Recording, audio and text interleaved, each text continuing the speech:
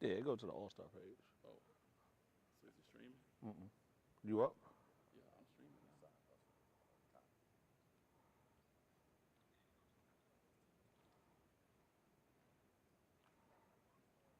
here.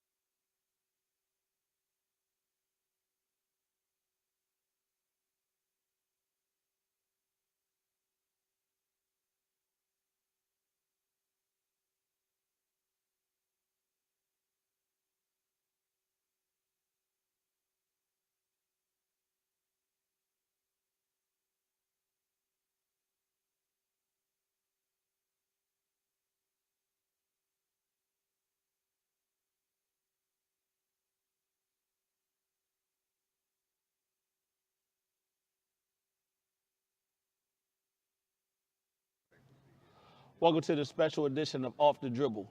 We're here at the Warner Robins High School for the first annual Houston County High School Boys and Girls Media Day.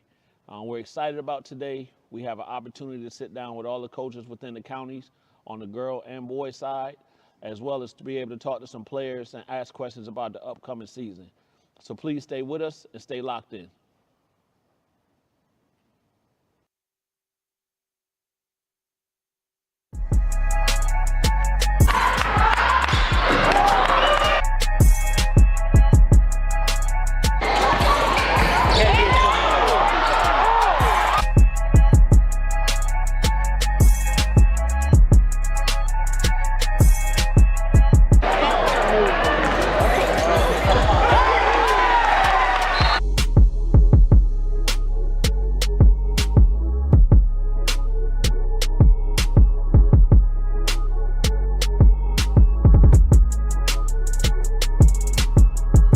Looking for a way to connect in the sports world during these unprecedented times?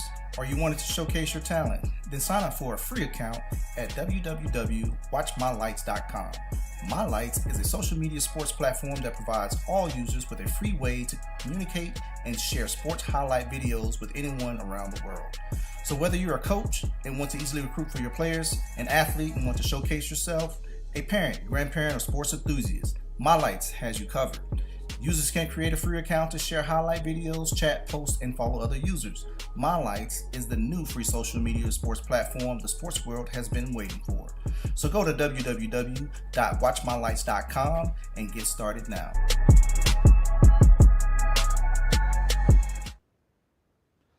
Hey, we're here with the veterans, ladies. Coach, what's going on? Not much. How you doing? Good, good. We're here with Coach Owens, and he's here with two of his players from this year. And we're here at our first annual media day, so we want to thank you for taking time out and coming out, Coach. Can you please introduce the two ladies you have with you? Yes, sir. First off, thank you very much for having us. To my right, I have junior guard Liana Minus, who's a returning player for us, honorable mention all region. And then to my left, excuse me, Zakiria Wolfolk is a senior guard, returning all region performer for us last season. Good, good. Well, great. Again, thank y'all for coming out and good morning. Coach, talk about your upcoming season. You got, what's your expectations for this season? Well, we have to be honest. Last year was a building block for us. We went 9-17. We don't run from that. But coming off from the previous season, we saw a lot of improvement, a lot of gains. The expectation for us is high. Of those 17 losses, 8 of them by single digits. So we were right there. We believe that the players now know what our expectations are, which is not to be competitive, but to win. So for us, we just want to be in the conversation for the region championship. We're not promising or guaranteeing anything, but with hard work, we believe that any and all of our goals can be accomplished. Which for us, hopefully again, be in a conversation for the region championship, but also hopefully a playoff appearance. Definitely. So talking about your roster a little bit. So I know you got returning players, you got new players in. What is your varsity roster looking like this year? The one word that comes to mind is versatility. Up and down our roster, we have players that can play multiple positions. We're very blessed in the fact that although like I said, we were 9-17 last year, we brought back a great majority of our team. But also, on the same token, we've been very blessed to get a couple of transfers.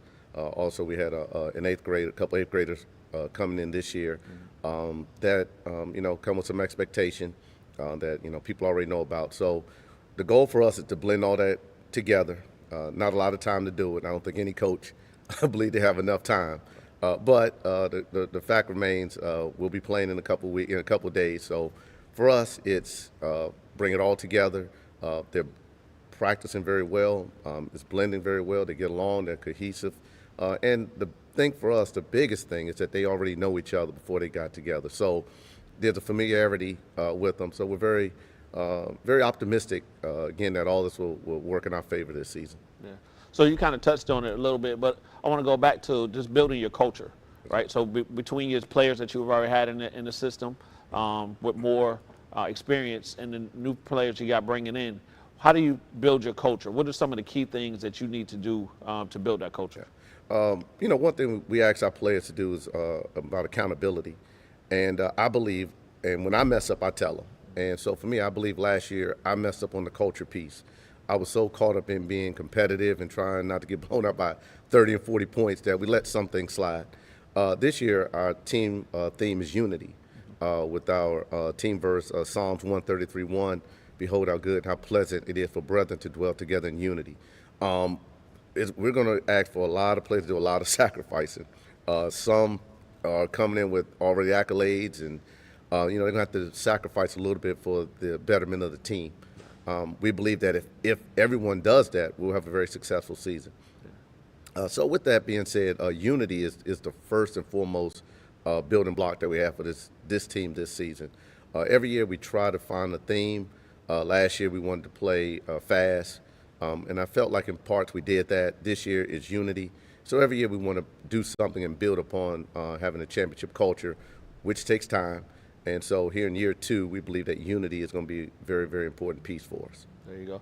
I asked the players some of the questions. So as far as experience, right, and leadership, what do you see your role being this season as far as helping with that? Just to have everybody bond, get that kind of culture with the group, because you play, you work, and you get together, and it's just, performs on the court. And so, yeah. What about you? Accountability. Yeah. So, like, if we miss a layup and we have to run laps and someone's trying to cheat it, hold yourself accountable so that it doesn't fail the team in the long run, just talking and having a relationship with them, because just like you said, the new players coming in, they've adjusted to our program very well and stuff, but the relationship that we have, it can still be built further down the line. Yeah. So how some of your practices been so far? They've been pretty good. Everyone's been holding each other accountable. There's been talking on the baseline, helping each other out, and just communicating the best way. So having that varsity experience, and where we're saying you have younger players that's either coming up that was in the program or new to the program, what are some things that you've shared with them as far as playing at that next level, on the varsity level? That it's okay to mess up. It's okay to, be new, not know anything, because you always can ask questions. Again, varsity players, we're here to help you. We're here to, make you feel comfortable, Yeah. Coach, you're in a new region this year. Talk about that a little bit. For us, we've played Houston County, we played Northside in non-region games, and previously we had been in the region with Warner Robins. Well, now those roles have kind of changed to where Warner Robins is a non-region game for us, and Houston County and Northside are region games for us. So, we already know what that brings when in-county teams play each other, the rivalry, the intensity. So now those stakes have just been raised a little bit more because they are region games. For us, the tough part is where we're located here in the state. We playing these teams in South Georgia that we typically don't know much about. The one thing we do know about, they are rugged. We do know that they're tough. So for us, we have to bring a level of toughness and aggressiveness against them. We do know that based upon the previous years, Lee County have been in the same region with Houston County. So there is, I can call my friend Coach Johnson to kind of get a little information if I need it. But we do know that they graduated one of their best players, but two very good players are coming back. That's going to be a challenge for us. Tift County, their coach has been there for years, so we know that they're going to do a great job. It's going to be tough for us in the challenge. But also Thomas County Central, which is relatively unknown. They had a great year last year. Again, girls basketball has not been traditionally a top program for them. But last year they went like 19-9 in a good playoff run. So they're bringing back a lot of players. So for us, we're not taking anything for granted. Again, it's about the grind. It's about the work every day. If we just feel that if we do what we need to do every day, take care of the little details, the winning will take care of itself. Talk about the shot clock. So the shot clock should be implemented this year. How do you feel that's going to either hurt or help you during the season? For us, I believe it's going to be a blessing. It's going to help us just because of what we do defensively. We believe that if we can make teams take 10, 12, 15 seconds to get into their offensive sets, it will allow them less time offensively to, get into whatever it is that they want to do. So for us, it's going to be a blessing. And on the offensive end, for us, we like to play fast. So I don't anticipate us being down late into the shot clock. We want to get the ball up the floor, get the first quick shot that we can. And if we miss it, then get an offensive rebound. So for us, I think it's going to work in our favor. I think it'll be a benefit. But also, from the player standpoint, we have a lot of female athletes, basketball players that are going to play college basketball. So this is another thing to prepare them for playing at the next level. So once I was told it was implemented and the phase-in part, I was all in, and I believe that's going to help our players, not only here in the immediate, but also down the line in the future. Okay. What did you learn from last season that you could bring into this season? That as long as we play together, that it's gonna be okay. That we ain't gotta worry about. Because I know last year we had a lot of tough spots and we had new players, but last year I feel like it brought me to know that we can do it. We can stick together. We can play together. What about you? Leadership. Last year we didn't have many people talking on the court or just standing up saying something about what could be fixed or what we had to do to correct ourselves. And he always had to be the one to say something about it. So this year I feel like we have a lot of outspoken people who could, stand up and be like, this need to be done, this need to happen. And just like she said, playing together. If we can just move the ball and just get shots up, passing the ball to each other and not just being all about me, then I feel like we'll have a very great season. Coach, it definitely seems like there's a comfort level has come with your team, just from hearing the young lady speak. Talk about female basketball as a whole, from AAU to just basketball in this area, how you've seen it grow. Well, first off, I think that in the level of coaching is getting and has gotten better. So that's first and foremost. But secondly, I think that the players have gotten better just with their development. Again, we have some that when they come to our practice, they leave and go somewhere else and get shots or go to a trainer or go to a gym and lift weights or something. So for that standpoint, I believe that the game has grown tremendously. So we're just happy to be a part of it. Again, just understanding that, again, this is a vehicle to get them wherever they want to go in life. And to use all their talents. We have a very talented group, not just on the basketball floor, but in arts and in drama and in clubs and organizations and civic organizations. So we just believe that this is just also another thing to use to put in their bag. Again, these two young ladies right here, I cannot say enough great things about them, great students, great leaders. So for me, I just know how hard they work. So my assumption is if I see how hard they work, then all other female basketball players are working just as hard. One thing I will say is that it's amazing when we go to camps or we go to games how they know each other off the AAU circuit or at a camp or something like that. So for me, it does my heart good that, yeah, it's friendly competition when we're playing, but when we step off the floor, we can be friendly together and get along and laugh and joke and have a good time. Yeah, yeah. A couple more questions, Coach, and we're going to get y'all out of here. What about, what are your, I guess, two biggest things that you want to come out the season? Of course, be successful, sure, right? But what are the two things that you want to implement that you want to see at the end of the season that it grew?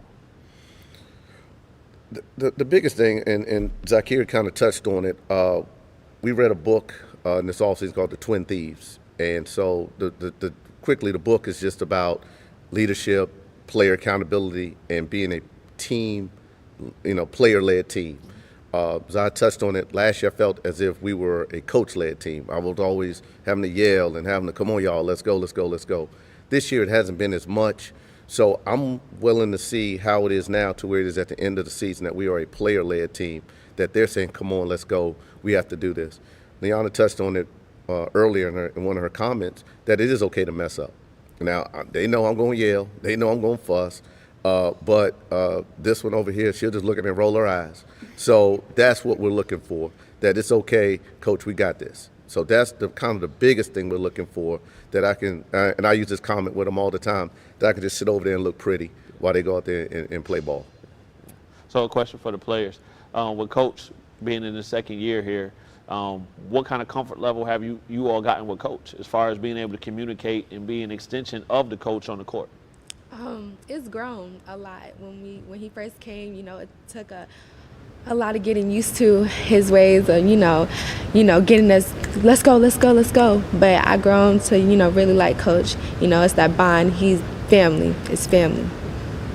I feel like we have a pretty great relationship, and it's not just with me, it's with all of his players. He's reaching out to us, sending us scriptures and just letting us know what we could do or what he's seen in practice to correct our game or how to push ourselves harder and stuff like that.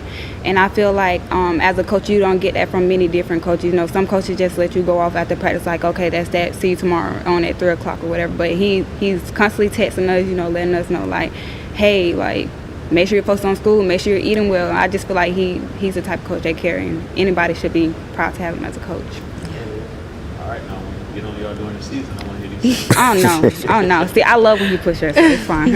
I feel like that makes us better. All right, Coach, we're going to get you out of here on this last question. Okay. Well, not even a question, just a comment to your fans and your fan base. What can they expect from you all this season? Early on, we just have to be patient. Again, what you might see here in November would definitely be different than what you see in February. So we just have to be patient, at least from the onset. But we do have high expectations. Again, we have a lot of talented players. Again, we have a very deep roster. So we just actually just come and enjoy, again, the show that, we hope that we can put on. Again, we want to play fast. We want to get up and down the floor. And with a lot of versatility, which you may see one game, you may not see the next game. So we just know that we have a total package that we have, and we'll bring it to the table. And again, whatever you see at the beginning will not be what you see at the end. And we're just excited for the season. Again, it's been, months and months and months, and now we're here. And so it's, all right, y'all, it's go time. So we're very excited.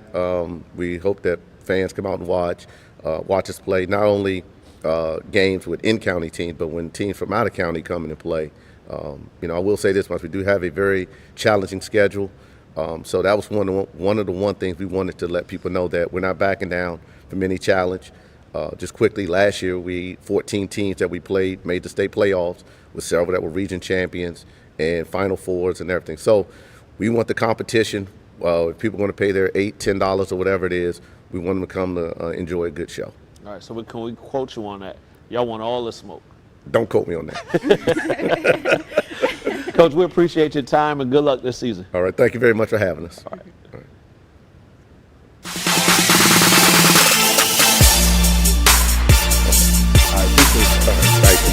That wasn't too bad, was it? That was only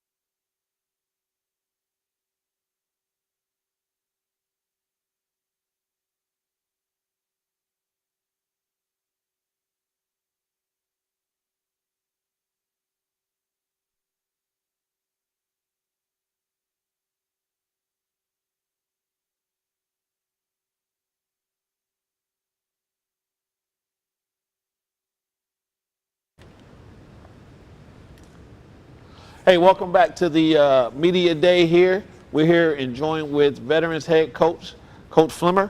Coach, who you got with you today? I've got Aaron Jones, senior, a post player for us. All right. Big Aaron, what's going on? Not much, sir. Just ready for the season. There you go. There you go. Coach, talk about the season a little bit. What are you looking forward to most with the season? I'm looking forward to the group of seniors that we have because I know a lot of them have been in the program for, obviously this is our 4th year, and there's been a lot of players that, back-to-back region championships. So I feel like this is their turn to show what they can do and showcase on the court. So hard-working group of guys, and we're looking forward to getting this thing started. There you go. For people that may not be too familiar with you, which is being your first year over at Veterans, kind of give us your background a little bit, Coach. I was the head coach at Cambridge High School from 2012 to 2021 when the school opened, so the first 9 years at Cambridge. And then last year I took a year, we went up to Indiana, and I coached at a small school, Sheridan High School, north of Indianapolis. And then we missed our family. We have our 2 oldest kids are out of the house, and one's in Forsyth County, the other one's at Parris Island, South Carolina. So this is a perfect spot to come and get right between our 2 kids. Right, right. So, Coach, let me ask you this. From what you knew about the program before taking over to now being in the seat and going through some practices in the summer, what are your thoughts on the program, maybe that you didn't know that you found out, or vice versa? Well, I'll tell you what, this started off when I was at Cambridge in 2017. We played in the Shane's Rib Shack Holiday Tournament at Veterans. Okay. We ended up winning that thing, and when we left there, we left Veterans High School with such a positive, just the way the facilities were, the way they operated. And that, when I saw the Veterans job was open, that's really what I, went back to, is I thought, what a classy school. And definitely haven't been disappointed. The way they operate, the way they work, it's a great place. So as far as what I didn't know, I didn't realize how much athletic talent there is. I mean, I knew there was athletic talent, but just the volume of great athletes at the school, it's just guys that want to get after it and work hard, just great gym rats. Right. So talk about just moving in the region. So Veterans moved up from 5A to 6A. What do you see potentially, any challenges, excitement? Talk about that a little bit. Well, I've done that before. We moved up from 5A to 6A, and I'll tell you, there are some challenges because obviously sometimes it's actually sometimes harder at 5A, just depending on who you have in your region. I'm looking forward to it. I get there's some great local rivalries that aren't necessarily in our region, but we're going to continue with playing those teams.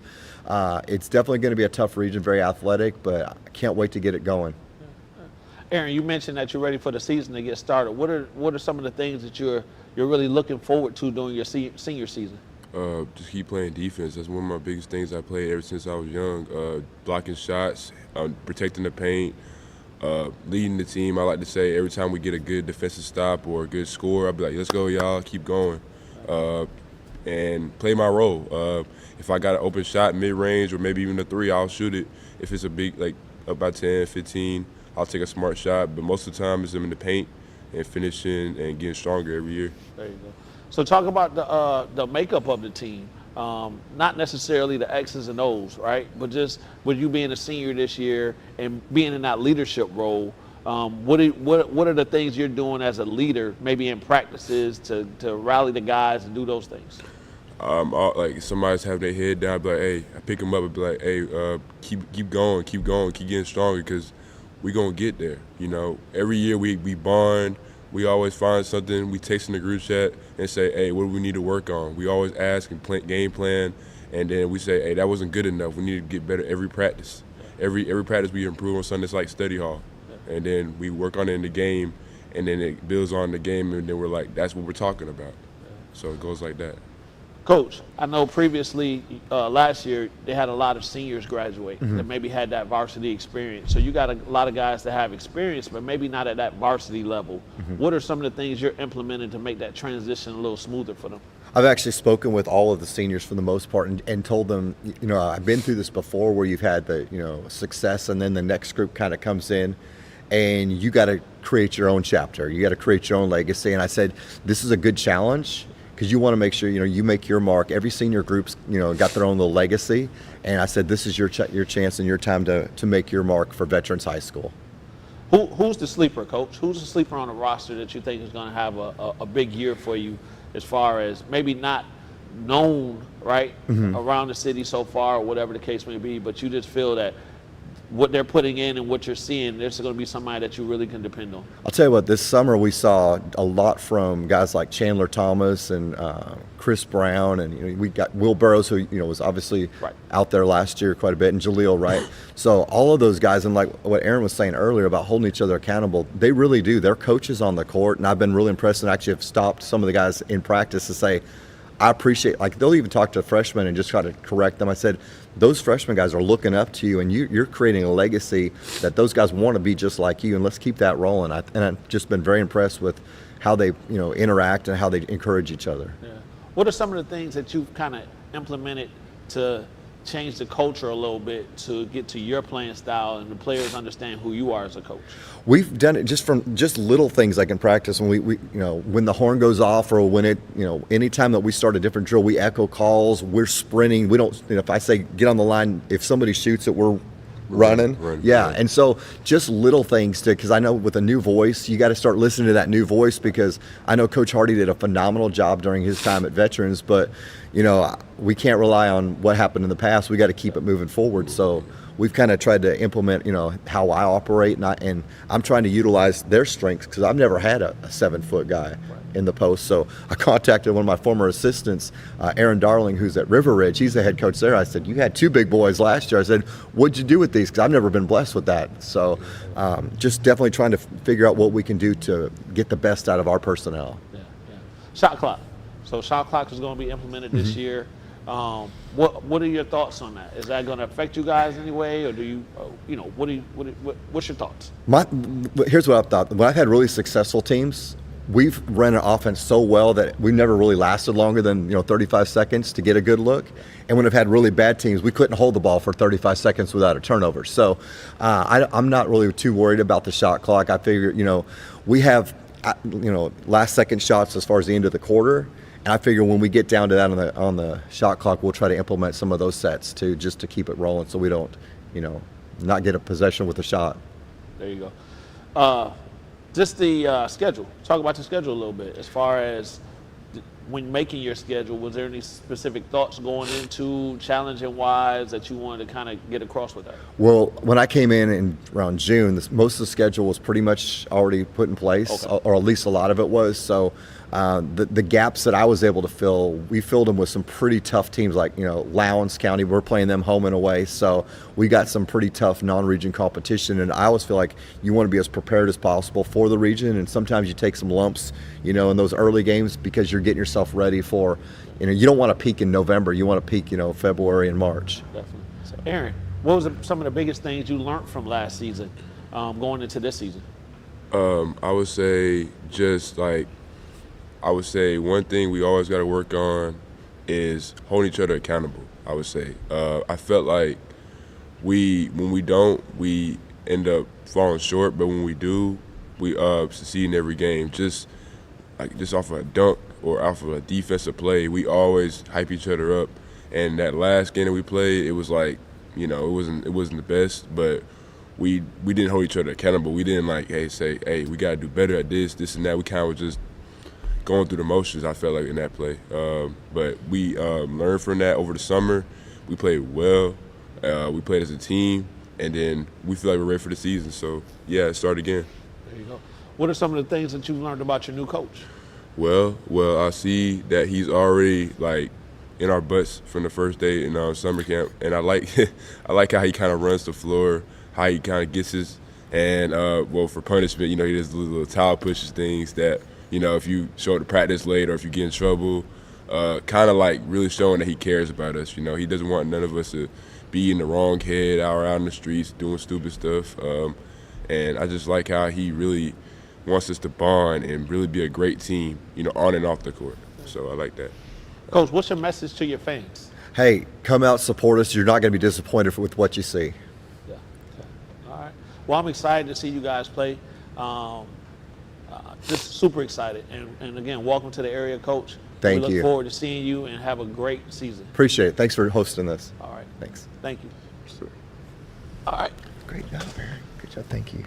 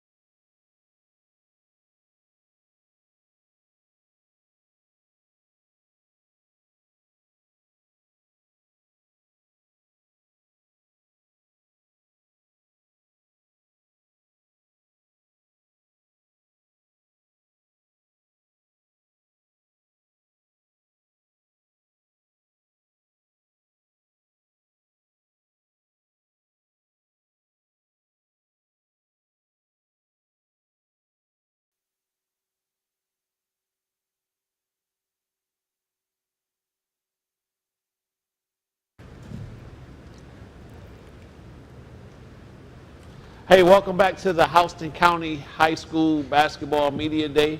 We're joined by the Perry girls team, Coach Gaines. Coach, how you doing? I'm doing good. Good. Thank you for being here. Coach, who you got with you today? This is Kylie Sullivan. She is a senior returning from last year's squad, and Sophie Seamson, she's a senior also returning from the last year's team. All right, well, good morning, ladies. Good morning. Thank y'all for being with us. Coach, excited for the season to get started. Talk about it a little bit. Yeah, we're definitely excited. You work so hard in the off season, and our first game is pretty pushed back, so we don't start until December 3rd, but we are getting ready and we're ready to get going. You practice so long, it's nice to get some outside competition. Yeah. Coach, excuse me, for our viewers, kind of give us some of your background. Okay, well, I'm actually from Pennsylvania. I grew up there, graduated high school there, went to college in North Carolina, played basketball at UNC Pembroke. Okay. It's a Division II school in the Peach Belt Conference. Went from there to Georgia College in Milledgeville, where I was a graduate assistant for a couple years. And then after that, I met my husband there. We got married, so stayed in Milledgeville. I worked at John Millage Academy, the private school in Milledgeville, for 10 years before coming to Perry. Good. So, are you guys excited about the season coming up? Yes, sir. Yeah. What are some of the things you're looking forward to this season? Just the team. I feel like we have a good group of girls who are ready to work. So I'd say that getting ready to play and work together and actually show our talent on the court as a team. There you go. So being seniors on the squad, what kind of leadership are you guys bringing for your younger players or maybe less experienced at the varsity level players? just ready to show them that you got to work for what you want. You can't just go out there and not try. You got to at least put some effort into it. You got to work for it and prove yourself, basically. Yeah. Coach, how's the practices been? Been good. Working hard, getting in good shape. Yeah. I know that's tough on them, but we're a real small team, so we're going to have an advantage in the being able to go category because we don't have a whole lot of size. So practice has been tough, but everybody's doing a good job. Yeah. Coach, let me ask you, how do you kind of establish your culture for what you want the girls to play and to be off the court? Yes. Honestly, I think I'm a big believer in culture coming first. A lot of people think that winning creates culture, but I don't believe that. I believe that culture creates winning. And I really want our team to be that team that you see and you leave saying they play really hard. They work together really well. They're a team. They push each other. I think it's really important for the girls to have each other's backs. And that's off the court, on the court, but also, holding each other accountable. I want us to be a team that is able to do that, and that comes with the relationships that they build day in and day out. We talk a lot about spending time together outside of basketball because that develops those relationships that will make you really fight for each other on the court. Yeah. And I think that we're headed in the right direction for sure. I was new last year, and there's been a lot of turnover in coaches at Perry, so it's been hard to establish a steady culture like that, because of so many different faces that they've been seeing. Yeah. So I think the girls last year and this year they've really taken to going in that direction. It's just going to take some time. Yeah.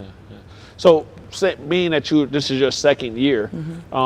Where have you seen yourself grow as a coach from that first year to the second year in the program? A lot. I think that my patience has grown tremendously.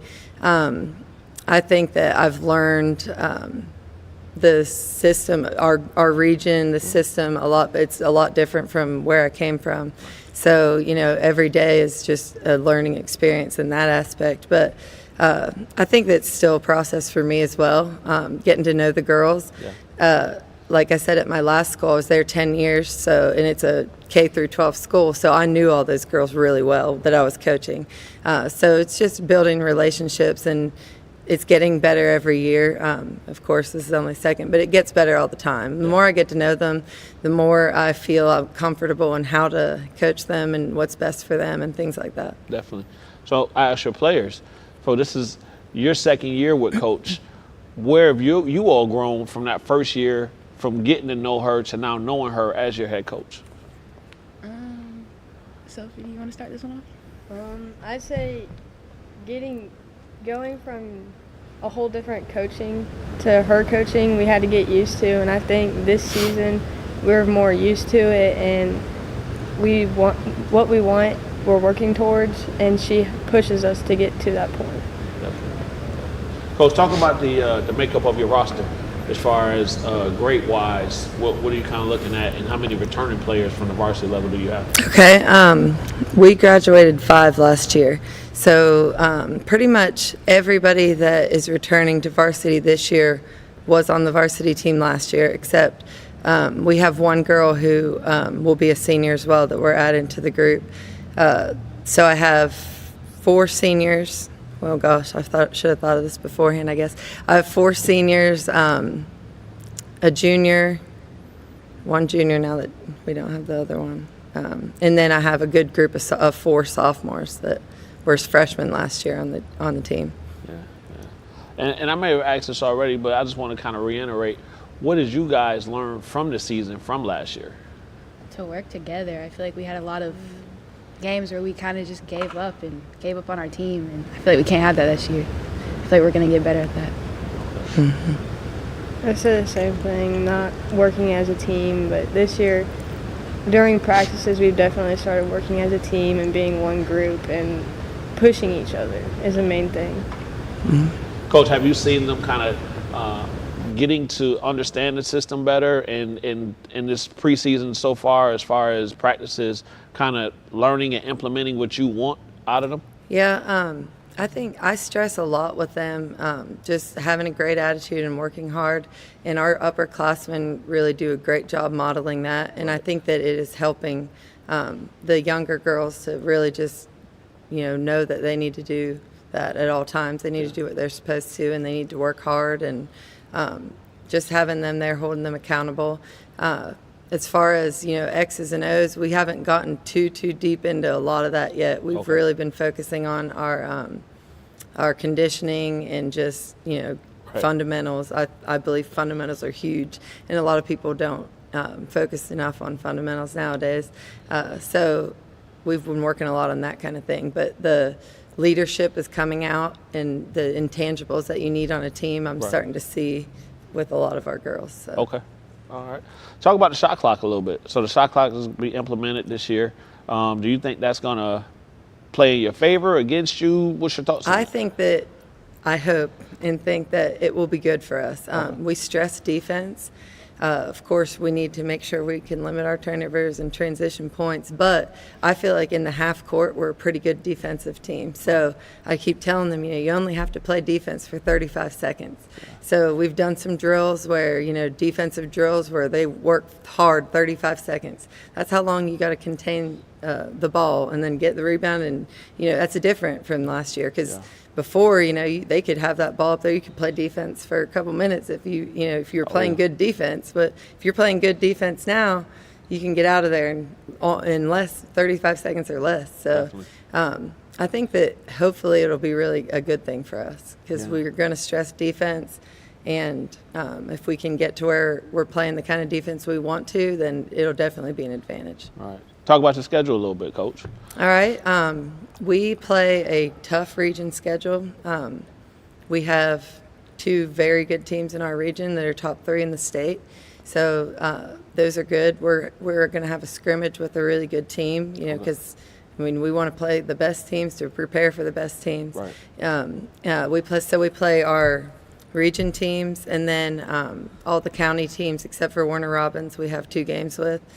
And I think our only other non-region game is against Dooley County. So we have a pretty big region, I think, so our region schedule starts early.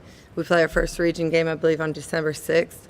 So there's not a whole lot of room for a whole bunch of other games. Plus, we've pushed games back pretty far. So we're playing 3 games a week. So that's another reason to be in great condition, because we want to run the floor. We want to get up and down that court quickly. And just the stress of 3 games a week on them. So, they need to make sure they're ready to work hard, go full speed 3 days a week. So that's a lot of conditioning that you need to prepare for. Who stood out to you so far during your conditioning and training that may not be on everybody's radar, but you think could be a key part this season for you guys? I think definitely this one over here. She has never played like a major scoring role on our team. I know even before I came here, she was a member of the varsity team, but she has shown a lot of leadership and work ethic, and I think that she has not played anywhere near to as good as she can play. So I think that she's going to have a great senior year. Sophie as well, she's a shooter, and her big thing is going to be condition because she can make. She was in the 3-point shootout thing last year, the GHSA thing. Okay. I think you were in the Final Four, right? She went to the Final Four. So Steph over there. Yeah, it's awesome. And I really believe, last year we didn't see enough from her, and one of the reasons was because we didn't have a lot of playmakers. We didn't have people who could create. And when you have a shooter, like just a specialty shooter, you need to have people who can create shots for her. So we're going to try to do a better job of setting her up for success in that way. But, I mean, I told you I have a pretty tough sophomore class. Growing pains, but talent. So I'm looking for a good season out of them. Anna Dean is a sophomore. She's post player, thin, but hard worker, super hard worker. She will give you 100% all the time. That's definitely going to pay off for her. She's just going to keep getting bigger, stronger, I think, and more confident. I have Kennedy Miller, who is also a sophomore coming up. She is very talented. She has the body of a basketball player. She's learning every day how to become more and more the player that she needs to be. Right. And then other two sophomores, both are talented basketball players, defenders. That's what's exciting to me is I've got a real good group of girls who can actually play very good on the ball defense. So And want to. yes, and want to. And so if they get after it defensively, I feel like offense will come for us. And the other two sophomores are Shazia Larry and Markaylee Reagan. My junior is just a battler in there. She's the girl who's going to get you rebounds, make easy baskets, hopefully, but just work really hard. She's a rebounder, Raven Keene. Okay. I think that, our whole team, we have a lot of potential, but our whole team put together, if they can really get to where they're working hard together, then we'll have a really good year. Good. Ladies, what are some of your goals, team goals and individual goals for this year? As a team, I want us to go out there and compete. Win or lose, I want us to work. I don't want to walk off the court knowing that we didn't try our best. I want to be able to sit there and go, we all did exactly what we could, and maybe it wasn't enough, and that's all I'm asking for them. And as an individual, I just want to leave a good mark on the team. I want to walk off knowing that I was a good leader, that I showed them this is you for the next 3 years. You got to live it up. That's all I got. I like that a lot. I wanted to add one thing because she keeps slipping my mind, but one of my second leading scorer from last year is returning. She's cheering today in the region championship, so she hasn't been with us yet. Okay. Ashlyn Fordham, she's done a great job. I think she's started on the team for the last 2 years. Okay. And she's going to be hard for us too. Okay. I would say a team goal for us is to never give up when we're playing. Whether we're down a ton or up a ton, to never give up and just keep pushing to the point we know we did our best. And individually, I say just leaving my mark on this team and going out knowing I did what I could for the team and help the team succeed in any way possible. Coach, how do you manage expectations? Well, I really love what she said, honestly, because I feel that same way about the team. I want to compete. I feel like, sometimes you go into a season and you measure your success by how many wins you have, and we want to win, don't get me wrong. Right. I'm very competitive. I want to win. But I want them to give their all, and I want them to do everything that they can to put us in a position to win. And sometimes it's not enough, but that's okay if you give your all. And I think that my expectation for them is always just to please do as much as you can do the right thing, work hard, have a great attitude. That's my expectations for them. And I believe that with the talent that we have, if they all buy into that, then we will see success on the court. And that, I think that's, I'm not the type of coach that is going to take you out for one mistake or embarrass you for turning the ball over. That's not my thing. But I do get pretty angry whenever I feel like you're selling yourself short or you're selling your team short. Effort has to be there at all times, because I think in the long run, learning that and being able to be that kind of person that gives 100% to everything they do will just be so huge for them. Yeah. Coach, what are your thoughts on girls basketball in the area becoming more prominent and actually taking off a little bit more, getting more exposure, and having these young ladies play at a higher level? I think that's great. I mean, I know that we have a lot of talented basketball players in this area. I think that the more they play basketball, and I think that a lot of them are starting to play more year-round and stuff, the better that it's going to get. I think that, Middle Georgia is kind of like a hidden thing. I know that recruiting goes on a lot in the Atlanta area, and other areas kind of get left out. But, the better people start playing, the more exposure the area will get. So I think that's great. Yeah, we say often they don't really come south of the airport. Yeah, that's true. I mean, I know that's true. That Atlanta area is so convenient. That's Yes, why. right. But, I mean, they wouldn't have a problem if they came down here. There's a lot of basketball to see in this area, too. There it is. Coach, look in the camera and tell the coaches to come down here. Come down to Middle Georgia. Check out our kids. We got some good ones. And this will be the last thing, we'll get you out of here. But what is your message to your fan base for this season? All right. I hope that, Perry fans are ready to see teams that are going to compete. Come on out, support these girls. They work really hard. They deserve the support, and, they're going to make you proud. Yeah. And ladies, I'll give you the same question. What is your message to your fan base for this season? That's a great question. Sophie? I say just come support us and see all the hard work we've put into this sport and all the hard days and practices we've gone through. Just come support us and let us prove to you what we've done. So, great. Coach, we appreciate your time. Ladies, we appreciate your time, and good luck this season. Thank you so much. All right, thanks.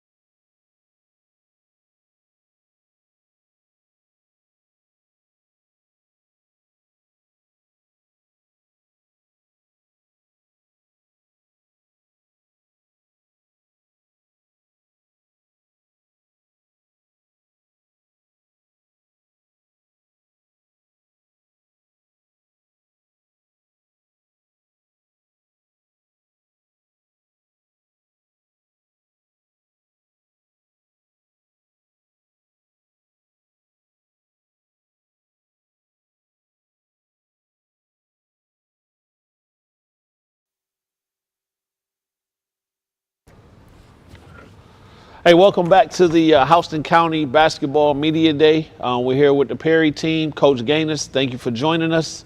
Coach, tell us who you got with you today. I got senior forward Jalen Edwards and senior wing forward, both of them are wing forwards, Chauncey Webb. All right, well, good morning, fellas. Again, appreciate you being with us. Coach, let's talk about basketball, right? So, new to the program.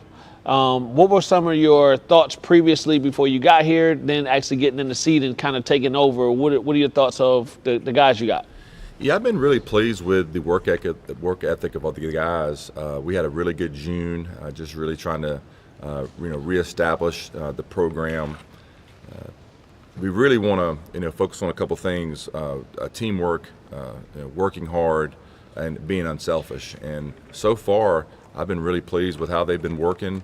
The players are really bought into what I'm been selling to them, right. And it's been a lot of fun. And I'm excited about the season. Yeah. And Coach, I kind of skipped a step. Go ahead and introduce yourself for the people that don't know. This is your first year at Perry. Give us some of your background. So I came from Georgia College. I was the head coach there for eight seasons. Previous to that, I was the assistant for 11 seasons under Coach Terry Sellers. Prior to that, I spent 3 years at Shorter. Now it's called Shorter University, Shorter College, and I spent 1 year at Georgia Southwestern. I played at Georgia Southwestern under Randolph Barksdale. So I was in college for 23 years. This is my first high school opportunity. So it's been interesting for sure. Yeah. So talk about that, right? That transition from college and being there for so long, the college level to the high school level. What are some of the things?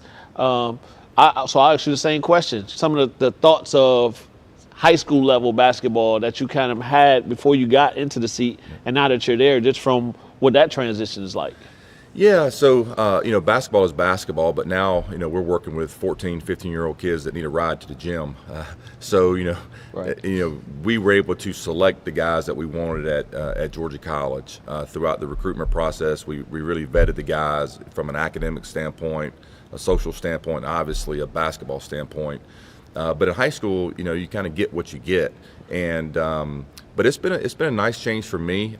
Recruiting is really getting hard for a lot of schools. Now with the transfer portal the way it is getting more difficult for a high school kid to get a scholarship, and that's just the reality of the situation. I was talking to a D1 coach a couple weeks ago up at St. Francis up in Pennsylvania, and they did a study where prior to the COVID years and the really when transfer portal really started hitting, I think they said there was like 1,250 Division I signees. Now there's like 951 Division I signees. So it's like 300 to 350 less guys signing national letter of intents a year throughout the country because a lot of coaches are in the transfer portal. So I think what you guys are doing is great, getting this county some publicity, because we all know that Atlanta gets a lot of the pub, and a lot of Middle Georgia and South Georgia is primarily football. So I think anytime we can get these guys exposure, because there's good basketball throughout the state, and that's one thing we pride ourselves on. We try to recruit North Georgia, South Georgia, Middle Georgia. We had Austin Sloan from Houston County at Georgia College that we recruited and signed, but we pride ourselves on recruiting the entire state.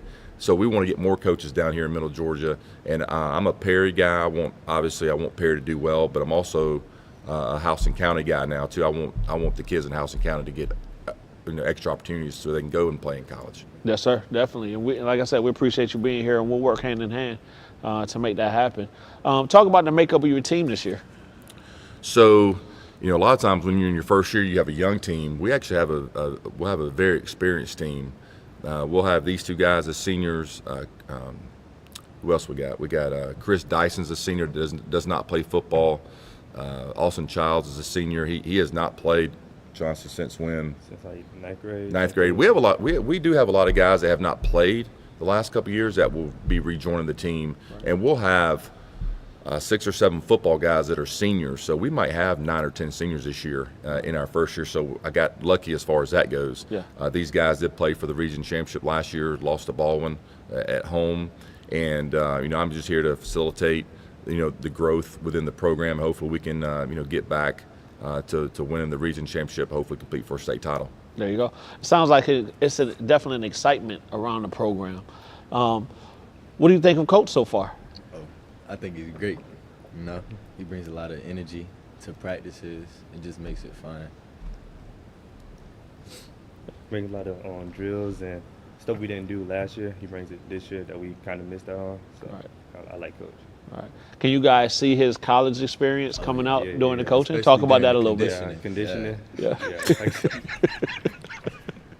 Well, one thing that we want to do is we want to play fast, and you're not going to be able to play fast if you don't practice fast. Yeah. So part of our the DNA now is we want to press on made baskets. We want to trap. We want to swarm. I'm sure we'll have multiple defenses in the half court, like a 1-3-1 half court trap. We won't really be a zone team at Perry. We'll be a team that really pressures the ball full court and half court. But in order to play fast, you really have to be in good shape. Definitely. Coach, and that kind of goes into building a culture. So what are some of your key points in building a culture to have a lasting program? Well, it starts with working. And if you come in the gym, and I was very pleased with the guys this June. They really came in. We went, with football because they were doing a lot of stuff in the summer as well.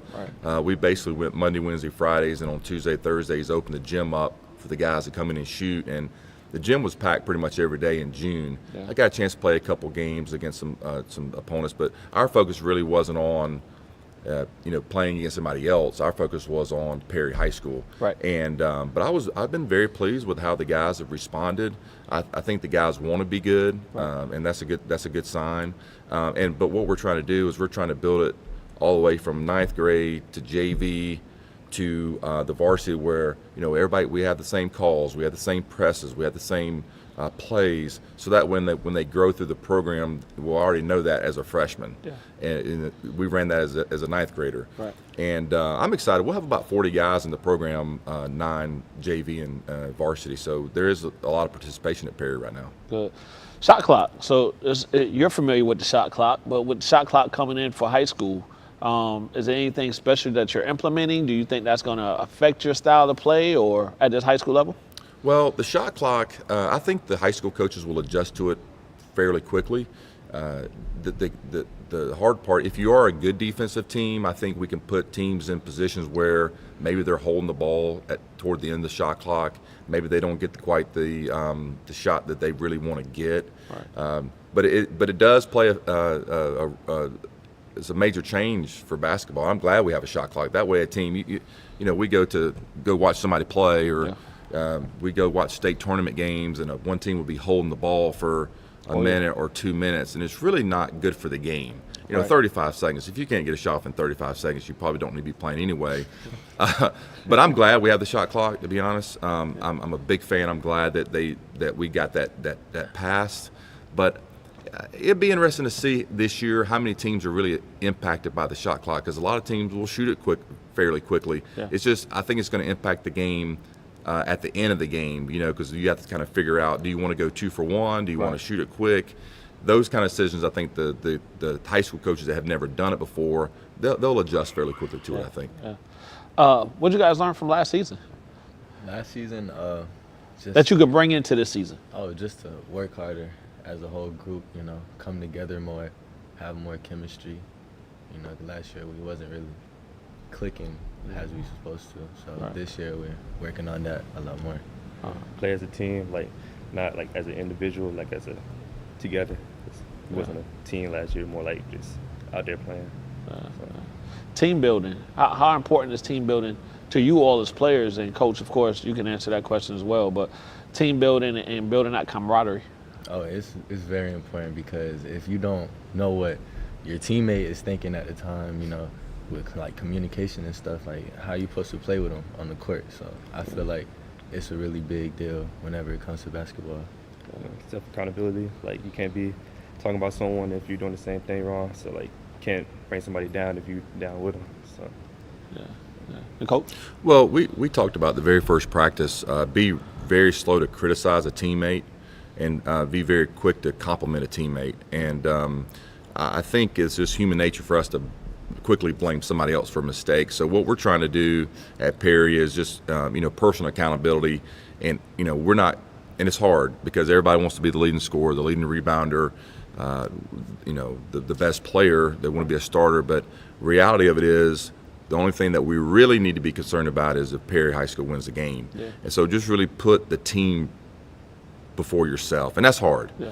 And sometimes it's hard for parents, because everybody wants to be in the newspaper. But at the end of the day, I promise you, if we win a region championship or get a chance to play in the state tournament, just that team atmosphere. And that's one thing we've been really trying to build is just that team camaraderie. How do you build that?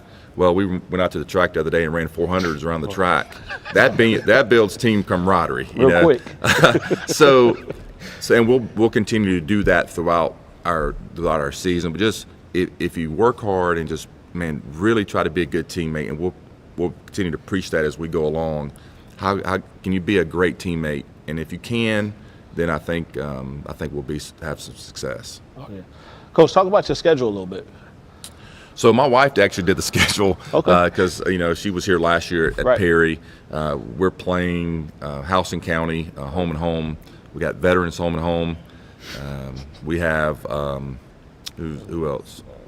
Who else we have home? We got Northside home and home. Yeah. We're not playing Warner Robins this year. Our ninth grades are playing. Okay. And then we're playing. Obviously, we picked up Griffin in our region. Right. I think we have 12 or 14 region games as well. Okay. So and we got Peach County, which is obviously a big rival of Perry's, Right. a home and home as well. So I think it's a competitive schedule. Next year maybe we can get in a tournament or two. Maybe we can go up to Atlanta and play. Yeah. But I think it's a good schedule for us. Yeah. From early in the season to moving to that midway point to ending the season, what is kind of your progression of what you want to see your team doing? So right now we're really looking for just really good effort from the guys in practice. Right now we're just doing a lot of full court conditioning, a lot of shooting, a lot of ball handling, a lot of fundamental work. But as we continue to proceed throughout the season, hopefully we'll get better in the half court, a lot of sets. I'm not sure exactly what we're going to run offensively right now. We don't want to know. Yeah, and I'm not going to tell you. You can find it on Huddle, I guess, after we play a couple games. But I really want to see the team just really take on the identity of being the toughest team in 4A. Yeah. A team that can control the glass. We actually have really good size. Antonio's, I told you, 6'6", 6'7". Oh, yeah. We have a couple guys on the football team, 6'3", a lot of 6'3", 6'4" wings. So I think the rebounding and the defense is going to be our calling card. And then hopefully as the season continues to go, we'll continue to get better offensively. But if we can rebound and defend, I think we'll have a chance to win a lot of our games. Yeah. What's some of your goals for this season, for the team and individually? I want to click together as a team. I want to see that point in the season, and of course, we want to win. We always got to do that. So I just want to see us succeed.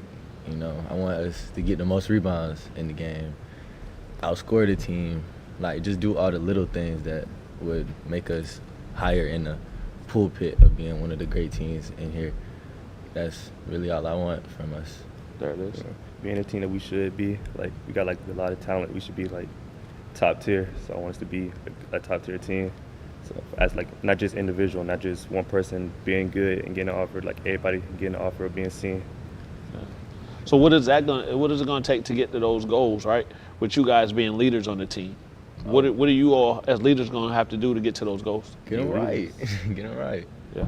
Talk to them. Let them know from our experiences from the past 3 years, let them know how we overcame the struggles that they may be going through. Encourage them to give them their all. When we went on the track, some people, they was slacking. So we just run with them, tell them, come on, man, I know you want this. I want this for us. I want it for you. So come on. Yeah, not just giving up on them, because I know it's a hard time for them it's their first year or maybe their second year. So not just giving up on them when they make their first mistake, because they didn't give us us whenever we can make our first mistake. So. Yeah. All right, we're gonna ask you this, right? We're gonna put Coach on the spot. What's one of the funniest things he said during practices so far? That we could say on air. All right. So then, conditioning, if we don't make a certain score in one of our drills, he makes us run, right? It was 3 off, bro. It's like 3, 4. He calls it like double downs for 2, and then triples, and then whatever. And then when he gets to 5, he calls them woodies. I just thought that was funny. Whenever he introduced those, he was like, "We're gonna introduce y'all to woodies," and we made the time. We made the score that time. So it works. Yeah. Good, Coach. What's your expectations for this year as far as relaying to your fan base what they can expect from you guys? Yeah, so we really want, and we obviously everybody in Houston County has a beautiful gym. We want to pack it out, and I think when word comes down, hopefully the first couple games. Well, dang, Perry, man, they play so hard and they play so unselfish, and they're an exciting team to watch. Yeah. And I think scoring points, obviously, people really don't want to see a 30 to 25 game in high school. Let's be honest. Right. So if we press and dunk, we have several. They don't know it yet. We have several lob plays. They know one play that we have, but people want to see threes and dunks. Jalen catching lobs? Oh yeah. Oh, both of them can. Oh yeah. We'll put that in. Yeah. Come on, man. But we just want to create the wave and down in Perry of, man, that's a fun team to watch. Yeah. This is exciting. This is fun. Man, let's get some popcorn and Coke and let's really support these guys because this is their last year. Yeah. And the one good thing that I've really enjoyed about high school is they're very coachable. Oh, yeah. I hadn't seen any egos or anything like that. Right. We got a chance to go see Middle Georgia State against Coastal Georgia the other night. We went over there and watched them play and just to expose them to college because, like I said, it's really hard to get a college scholarship, and just want to expose you guys, hey, if you want to get to this place, we got to. You can't just. There's steps that you just cannot skip. Right. You have to go from A to B to C to D to get where we want to get. But definitely. I just want to get Perry behind us, and I think they will. The one thing I've learned about Perry in my short time there's so much pride in Perry, and I think the fans really want to have a good basketball team as well as other sports as well. But I have a feeling that we're going to create some buzz and get some people in the stands. Yeah. And we'll get you out of here on this, Coach. Just from, again, being in the area now, high school basketball, what's your thoughts on it? I think it's good. I think it's undervalued by a lot of schools. I just think a lot of people, like I said, they really hit the metro areas. But if you can go into Macon and get a good player. You can go into Houston County and get a good basketball player. And we just, what you guys are doing is great. It starts with, I think, promotion, and then all of a sudden, it's how our teams do at the state level as well. So I'm pulling for everybody. Once we get to the state tournament, definitely. As long as they're not playing Perry, I'm pulling for everybody. Definitely. And it's going to be some friendly rivalries with schools in our county, but I really want everybody to know that there are good basketball players down here, and why not come down 75 and see Perry versus veterans in a game, or Warner Robins versus Houston County in a game. And I feel like there's some guys here that can definitely play in college, and based on my college experience, come down and check us out, and hopefully some of these guys get some scholarships. Yeah, I think that's a great stopping point right there. Hey, Coach, we appreciate your time. Good luck this season, and we'll definitely be out to see you guys. Hey, appreciate everything y'all doing. All right, thanks. Thank you.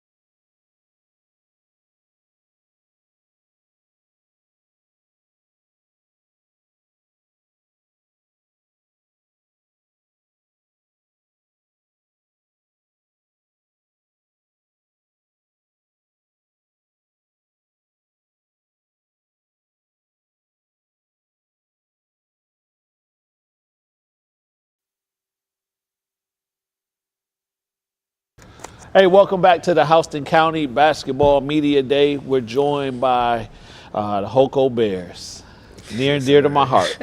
Yes, sir. Coach Williams, what's going on? What's up, man? Not much, man. Not much. All right, who's the young lady you got with you? I got my senior, one of the only seniors I have on the team, Jayla Newsom. She played pretty decent minutes last year for us. So I only got probably one vet coming back. So we see how the year goes with that. All right. Good morning, ma'am. Good morning. You excited to be here? Yes, I am. You excited for the season? Yes, I am. Yeah? It's just going to take a lot of dedication for us to get to where we need, but I have faith in us as a team. All right. So we know you guys lost a lot, right? And we won't use the word rebuild, right? But we're retooling or reestablishing. Kind of talk about that process. Well, last year we had a real good run. We had 4 girls that was with us for 4 years. So they got into our program really good, and we never changed up what we did. We just kept going on and repping fundamentals, trying to make them a better basketball player. We lost 4 good players last year off a 21-5 season, region champs, city champs. So now I have like 3 freshmen that I'm potentially looking to start, along with Jayla, a senior, and I got a sophomore, Kenley Snyder. She'll probably be starting as well. But the process is really just getting them to understand basketball. You know what I'm saying? It's just getting them to get comfortable and to know like what they can do and what they can't do, but as well give them straight fundamentals, because that's all we're gonna do is play fundamental basketball. Right. So So you kind of mentioned 3 freshmen that you got coming in. Right. During your practices, your early practices, who's kind of stood out to you as maybe a surprise that you'll be able to utilize this season? Well, I can say I got all 3 of them. I have a girl named Mariah Bell from Bonaire, coming in from Bonaire last year. Then I got two girls from Fagan Mill, Elena Coley and Madison Jones. I think who's gonna stand out the most is probably Madison Jones. Yeah. She got a real good skill set for a young girl coming in as a freshman.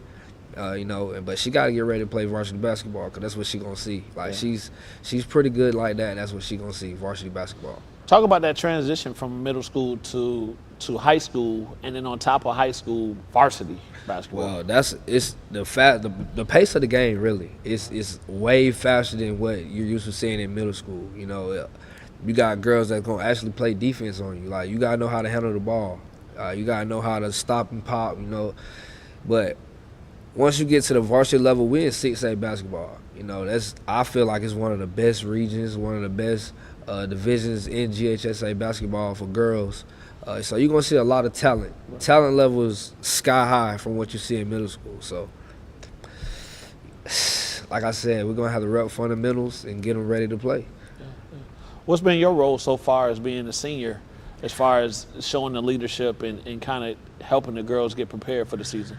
To lead them, to show them what to do and what to not to do, because I know majority of what Mark wants and what he expects and what Johnson wants and what they both expect.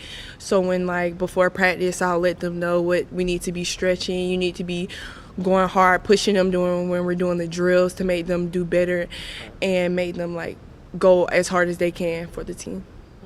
Now, when you say leadership, this year she has a whole different role.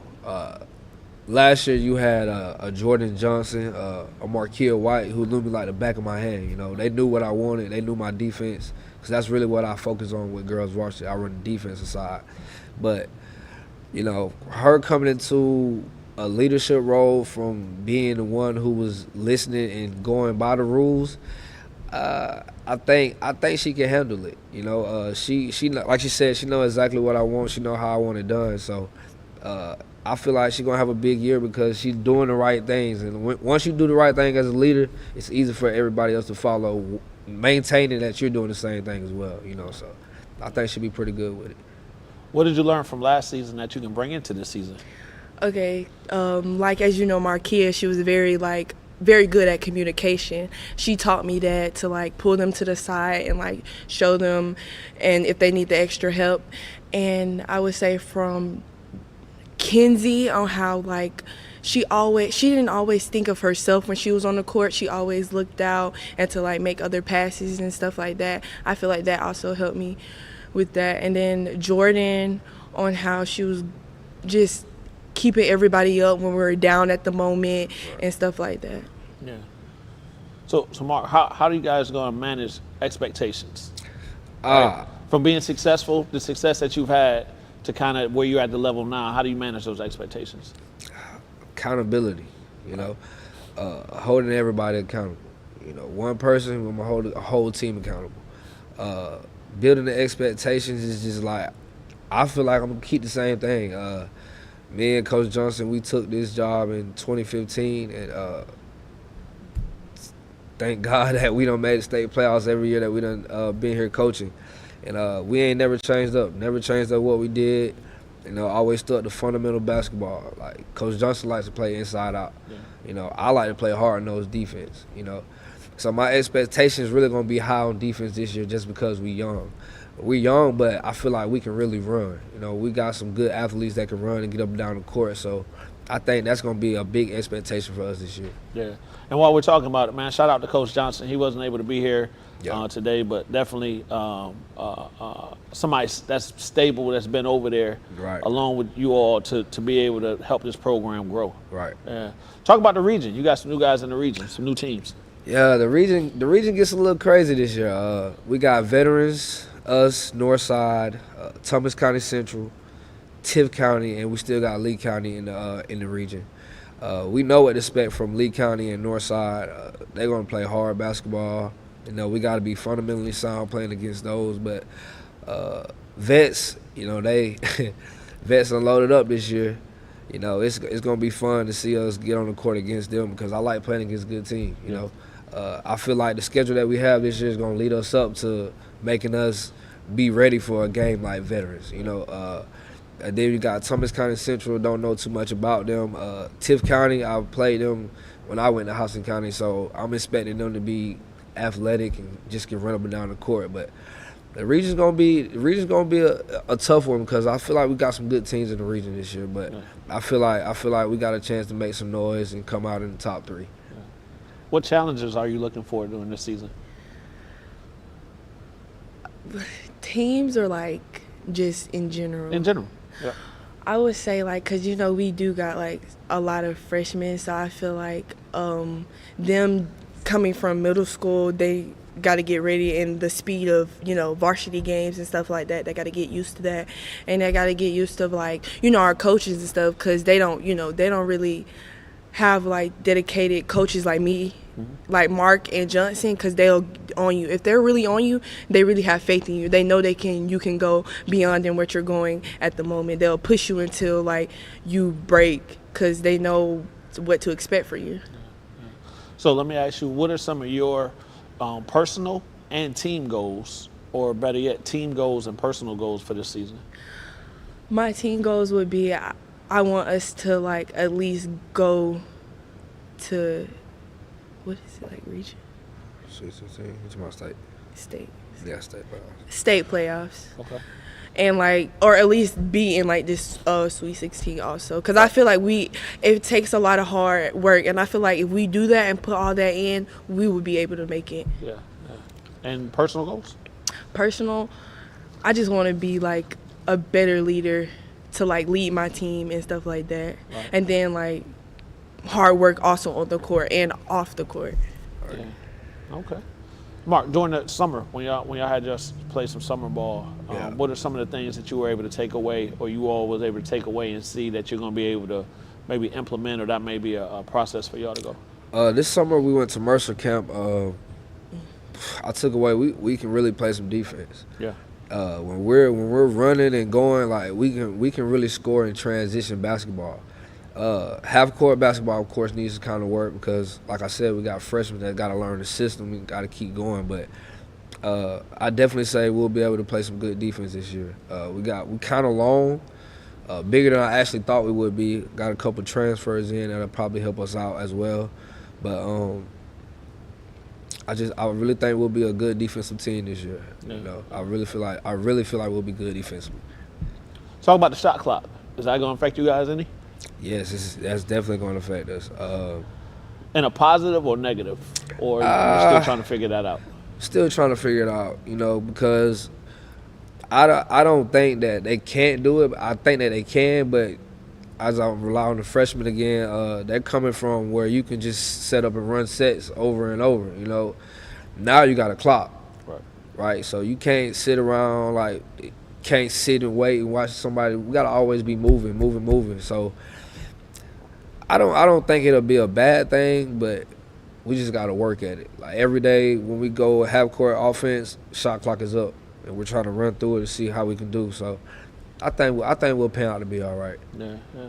So if you guys hit a rough patch during the season, what are you going to do to help your teammates? Just to keep them up, to let them know, no matter what, we're still in it. The season's not over. And to tell them basically we may be losing then, but we may be also winning the next minute. Just because we lose one game don't mean we'll lose the next one. We're going to keep going at it until we can't no more. It's just hard work. You got to keep going. Yeah. So I'm excited to see y'all play. Before we get you out of here, what is the message to your fan base? As a community, as a whole, as all of us as a team, we just wait to see what this season is going to bring us, because I feel like I have the faith in our team that we can get out there and show y'all really something. Right. And I just say that the message to our community is just stay behind us. Keep being behind us, keep uplifting the girls. That's the most thing. When the girls see that they got people that can come support them, it's kind of a better feeling inside, that I got mom, dad, auntie, uncle, friends, family that's in the stand supporting them. So I just say keep supporting us. It's going to be real big because we're going to need it this year, We're going to need the support just because of, it's not a rebuild, as you say, it's a process. Right. You got me? And I feel like we set up our schedule at the beginning that we're going to play teams that's similar to us. And then we're going to play a team like Warner Robins. Warner Robins is going to be a vet team again this year. Oh, yeah. So those obstacles we're going to take, we're going to try to jump over. We're going to try to build those for when we get to region. So we'll be ready to play. We'll be ready to see whatever we got to see. Right. Because, seeing Warner Robins, a Warner Robins team, you're going to see all you need to see just in that game as girls. So I'm just waiting to see what the season's going to hold. I think it's going to be a great season, though. Yeah. I know I said that was the last question. This will be the last question. Growth of girls basketball in the area. Since you've been doing it, seeing it, how it's grown, what we at? It's amazing. I've been at Houston County since I came in as a freshman in 2009, and I've been there ever since, really. So I got a love for Houston County, but seeing the basketball come through from girls is been crazy. It's a lot more girls that's trying to compete now in the area. I do feel like we need to do a little bit more of putting a spotlight on girls basketball.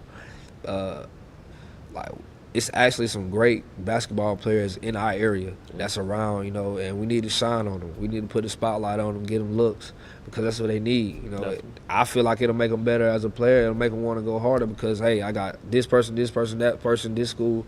Everybody looking at me, and I got everybody rallying behind me. So support to the girls is really big this year and for the years to come. Yeah. But drastically, girls basketball has got blew up, and I'm proud of it. It's more girls wanting to come play basketball and want to learn basketball. So I'm trying to help any way I can over here on 96. Yeah. You know what I'm saying, just to make them better. There it is. What's your thoughts? When it comes to girls basketball, it's always, they're girls, they're weak and stuff like that, and it's more outlook on the boys basketball. But actually, when you come and see us play, we're actually getting more aggressive now. And I feel like once, you remember last year we had the news in there, I felt like that gives us more great outlooks and showing our practice and stuff like that. We actually put as much work in as the boys do. Right. And we also do as much more work as the boys do also. Right. It's the same. We should both be equal. Yeah. But, yeah, that's my Well, honestly, you guys are having the first crack to open up the new gym, huh? Yeah, we are. Yeah, that's going to be a great thing. Yeah. That's going to be a great thing. It's a beautiful gym. I'm excited to get in there, get it full. I want it full the first game, so I'm ready to get that going. There it is. And we're going to get y'all out of here, man. We Oh, yeah, appreciate man. y'all taking the time out, and good luck. And Appreciate we'll be you, there man. to support. Thanks, Yes, sir. Thanks.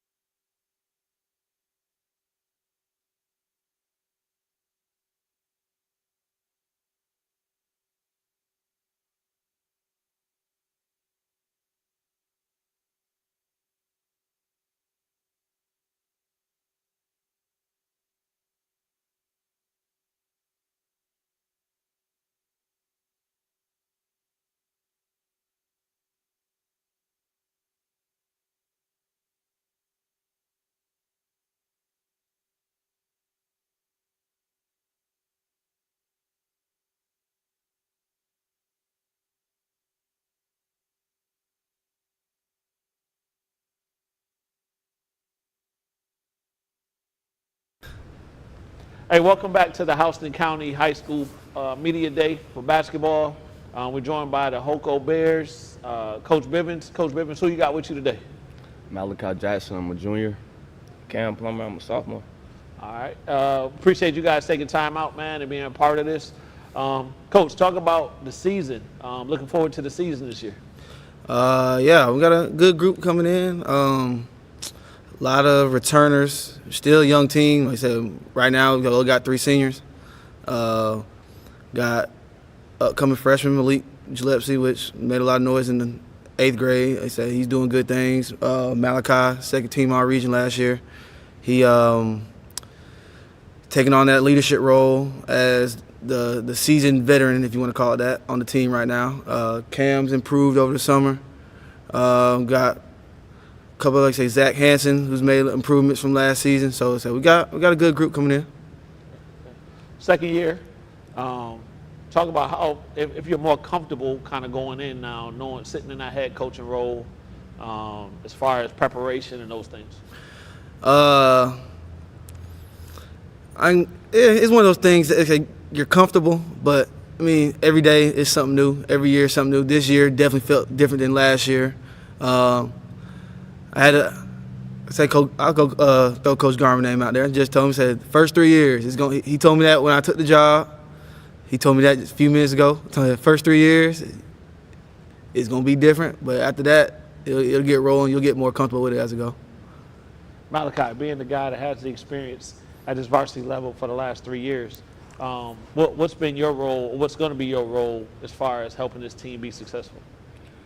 Being my role, just trying to be a leader, better off like being a leader by example and just holding my teammates accountable. That's really about it. Cam, your second year in the program, what are you bringing to help the newer guys and maybe some guys that didn't have certain experience from the JV level as far as practice goes? Leadership,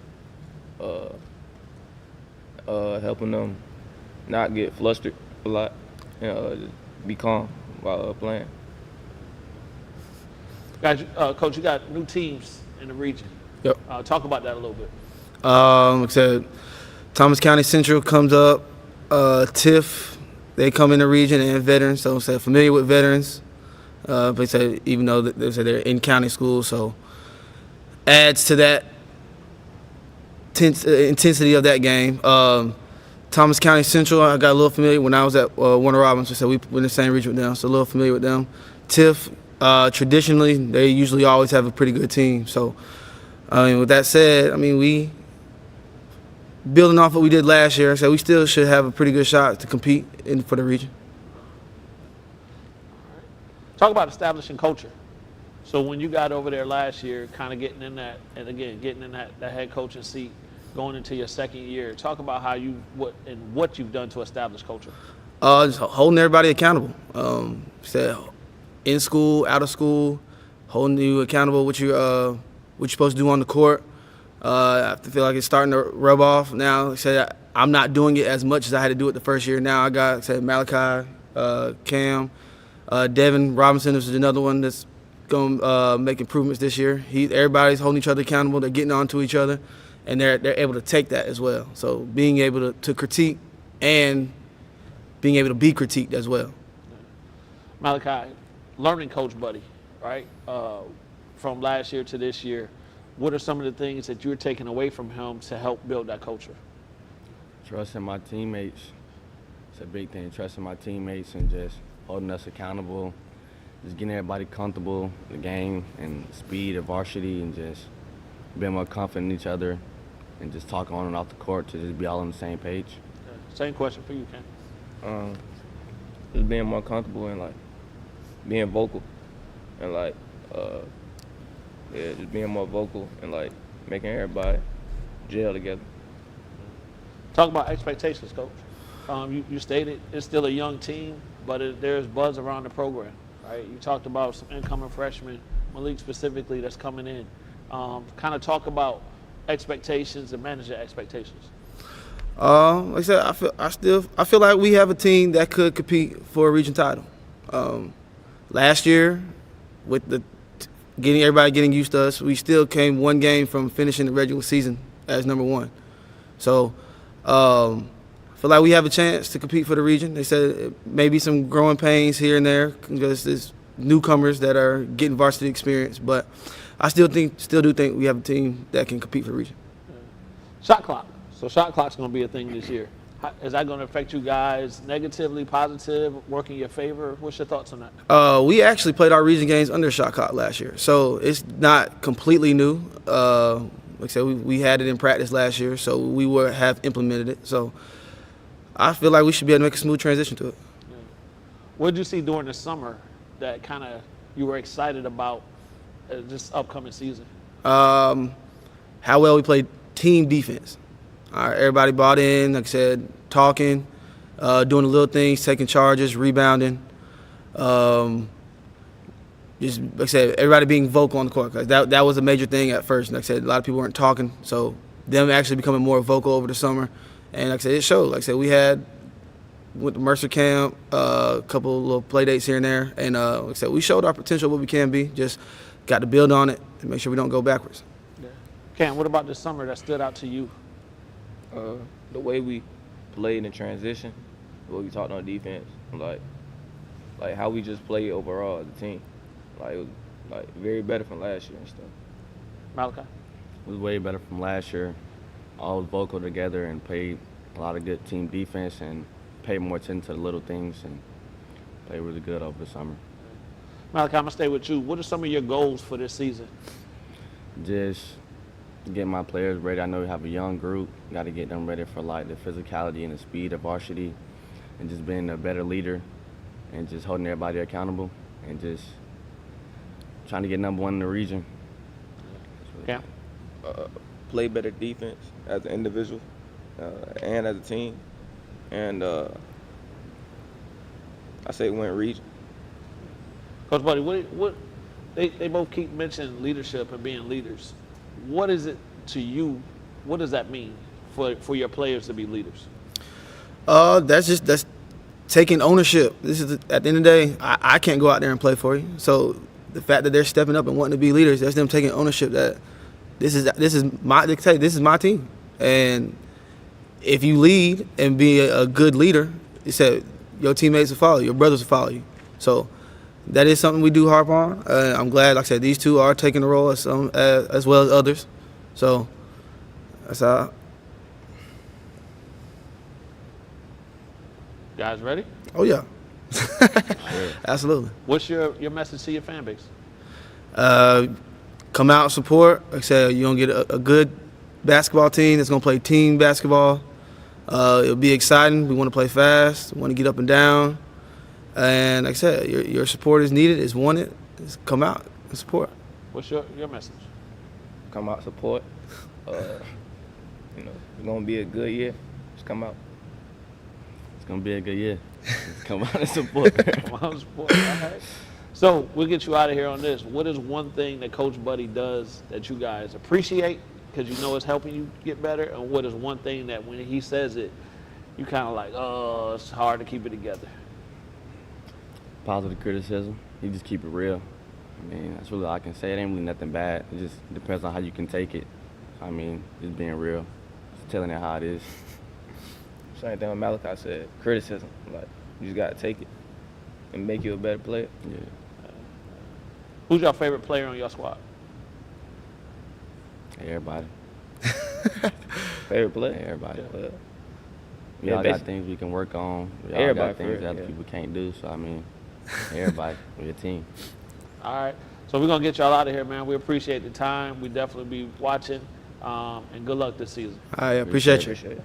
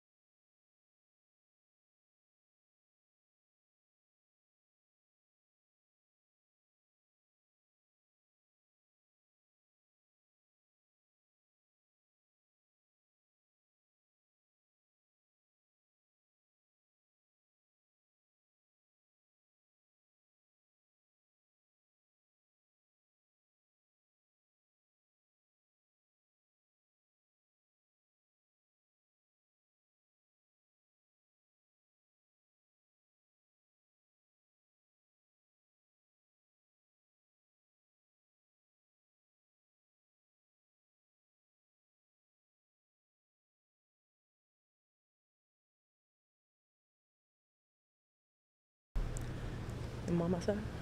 All right, we're back here at the Houston County Basketball Media Day. We're joined by Coach Sneed from Northside. Coach, what's going on? How you doing? I'm doing pretty good. How about yourself? Good, good. Who you got with you today, Coach? I have one of my seniors, Amelia Covington. She's a 4-year Northside player. Looking for great things from her this senior year. All right, good, good. Welcome. Hi. So, Coach, let's talk about this season. You guys excited to get started? Oh yes, we're ready to get going.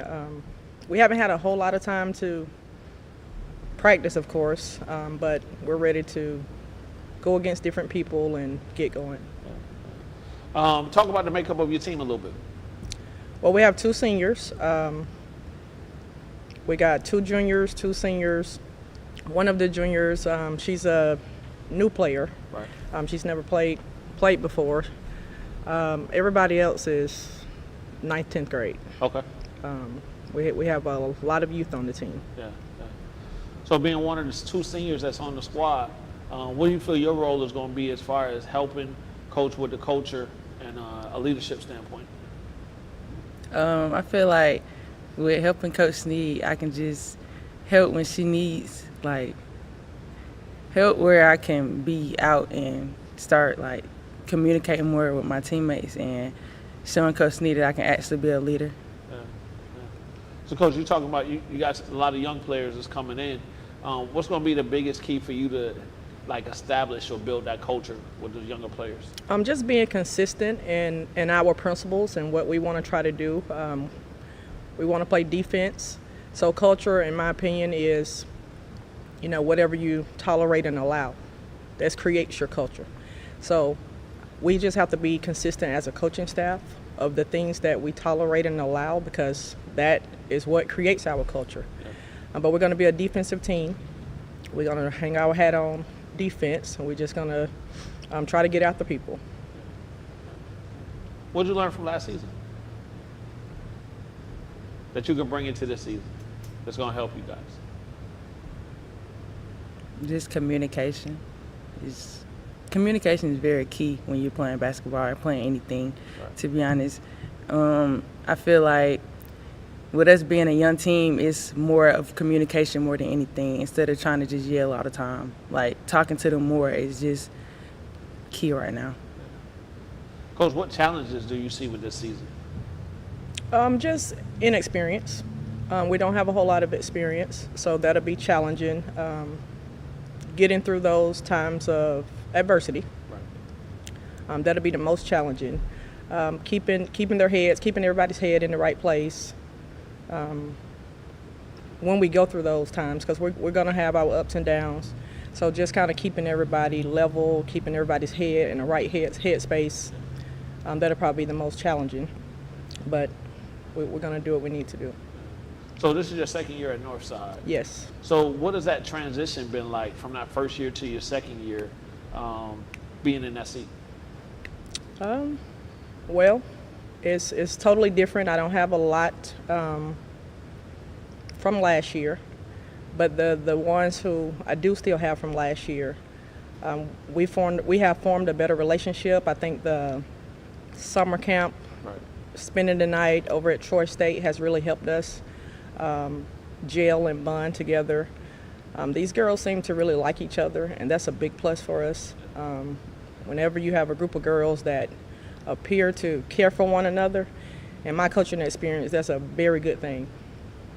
So talking about the summer, right, and taking a trip, talk a little bit more of that, of how important that was to gel and bond off the court, like you were saying, just to get that camaraderie going. Well, it was very important. The thing that I was impressed by the most, I would say that once we returned from the trip, I received multiple messages about, just doing it again, and even if it's sleepovers in the gym, like they really ready to. I mean, they really had a good time. They really had a good time bonding there. Yeah. What was your experience over the summer? Just having fun, staying the night with the teammates and us bonding off the court showed really a lot and made our bond come more together as one. So do you think because of those times, those good times that you guys had in the summer, it'll translate to the season? Whereas if you have to speak up, right, as a senior or get on somebody, hold them accountable, they'll be able to take it not easier, but they understand it because you guys have that relationship? Yes. Yeah. Good. What was your one favorite thing that happened over the summer? Us winning the TikTok challenge at Shore State. Good. So with Coach being here, this is her second year. Talk about Coach a little bit. What are some of the things that you come to appreciate from what she brings to the program? Coach Neat shows love and loyalty before she shows anything else. She really looks out for us more than any coach that I ever had, and I just really appreciate her for that. Because when it comes to us, she'll fight. Coach, talk about the regions. A couple of new teams in the region. I don't know how much you know about them or not, but just kind of what's your expectation for region play? Well, for region play, I don't know a whole lot about all the teams. I know TIFF, they've always done pretty well on the girls' side. TCC, I know they got a few good pieces returning. We got veterans added, obviously. We've already been playing veterans. I know they have new pieces there. We got, the same teams that we've already had before, so those were the teams added. But we're just going to develop as we go and fight. Our goal is just to get everybody to compete and to fight, just get 1% better every day. There you go. What are some of your goals as a team and individually for the season?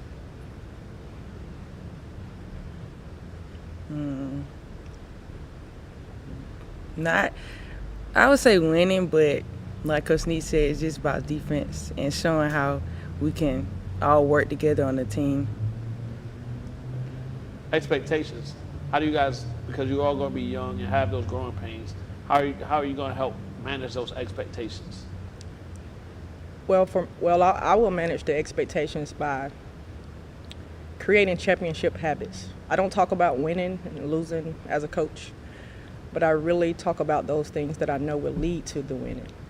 I focus on all those things, whether it's boxing out, hustling. I mean, your effort got to be there. So we just really, really spend a lot of time talking about those things that lead to winning versus talking about wins and losses. I don't do that. Right. Yeah. Talk about the girls' game of basketball, high school wise, in the area. How it's grown? How has it grown? Mm-hmm. I think it's grown. I think everybody, records don't really matter in the area, right, because those are games that teams, you don't have to kind of get pumped the teams up and get them motivated. Out, right? Right. Yeah. You throw records out on those type days. It's a matter of who's showing up to play. Yeah. All right. What is something that you want your fan base to know going into the season? That we work hard every day. We want our fan base support. We need our fan base support. We're looking forward to having the Naked Nest, a part of our games.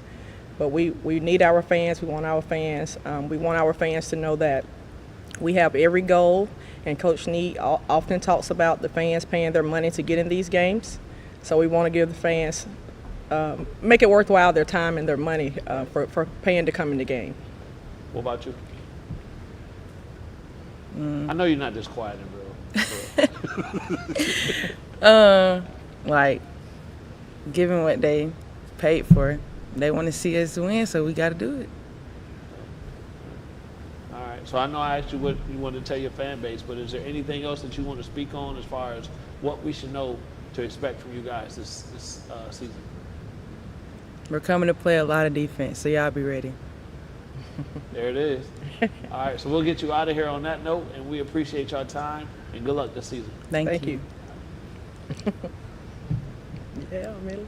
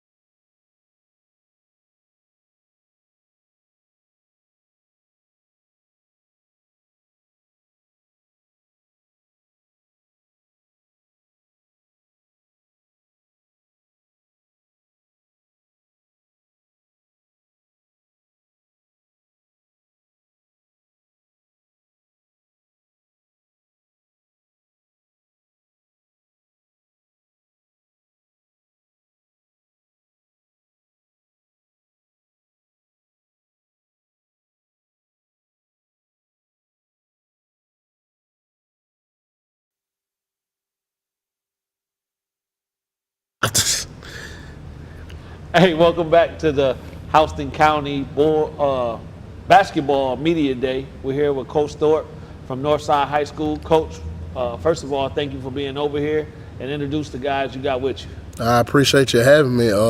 It's a nice thing y'all doing. It's the first time ever in the history of Houston County that we're doing this, getting ready to focus on basketball because it's that time of year. Brought two of my guys, and I let them introduce themselves. My name is Kieran Milton, and I'm a junior. I'm Isaiah Maxwell. I'm a senior. All right, welcome, guys. Again, thank y'all for coming out, man, taking time out of your schedule. Coach, let's talk about the team a little bit. What's the makeup of the team this year? Makeup of the team, we got a few returning guys coming back, Kieran and Mizell being one of them. Kieran's been playing varsity basketball since he was a 9th grader, so going into his 3rd year of varsity basketball. Mizell's been playing varsity basketball for 3 years now, so got a good little nucleus coming back. It's going to be hard to tell early part of the season because we got a ton of football players that are a part of the varsity team with some experience. Duke McClinton coming back off an injury from last year is really going to help us at the point guard spot.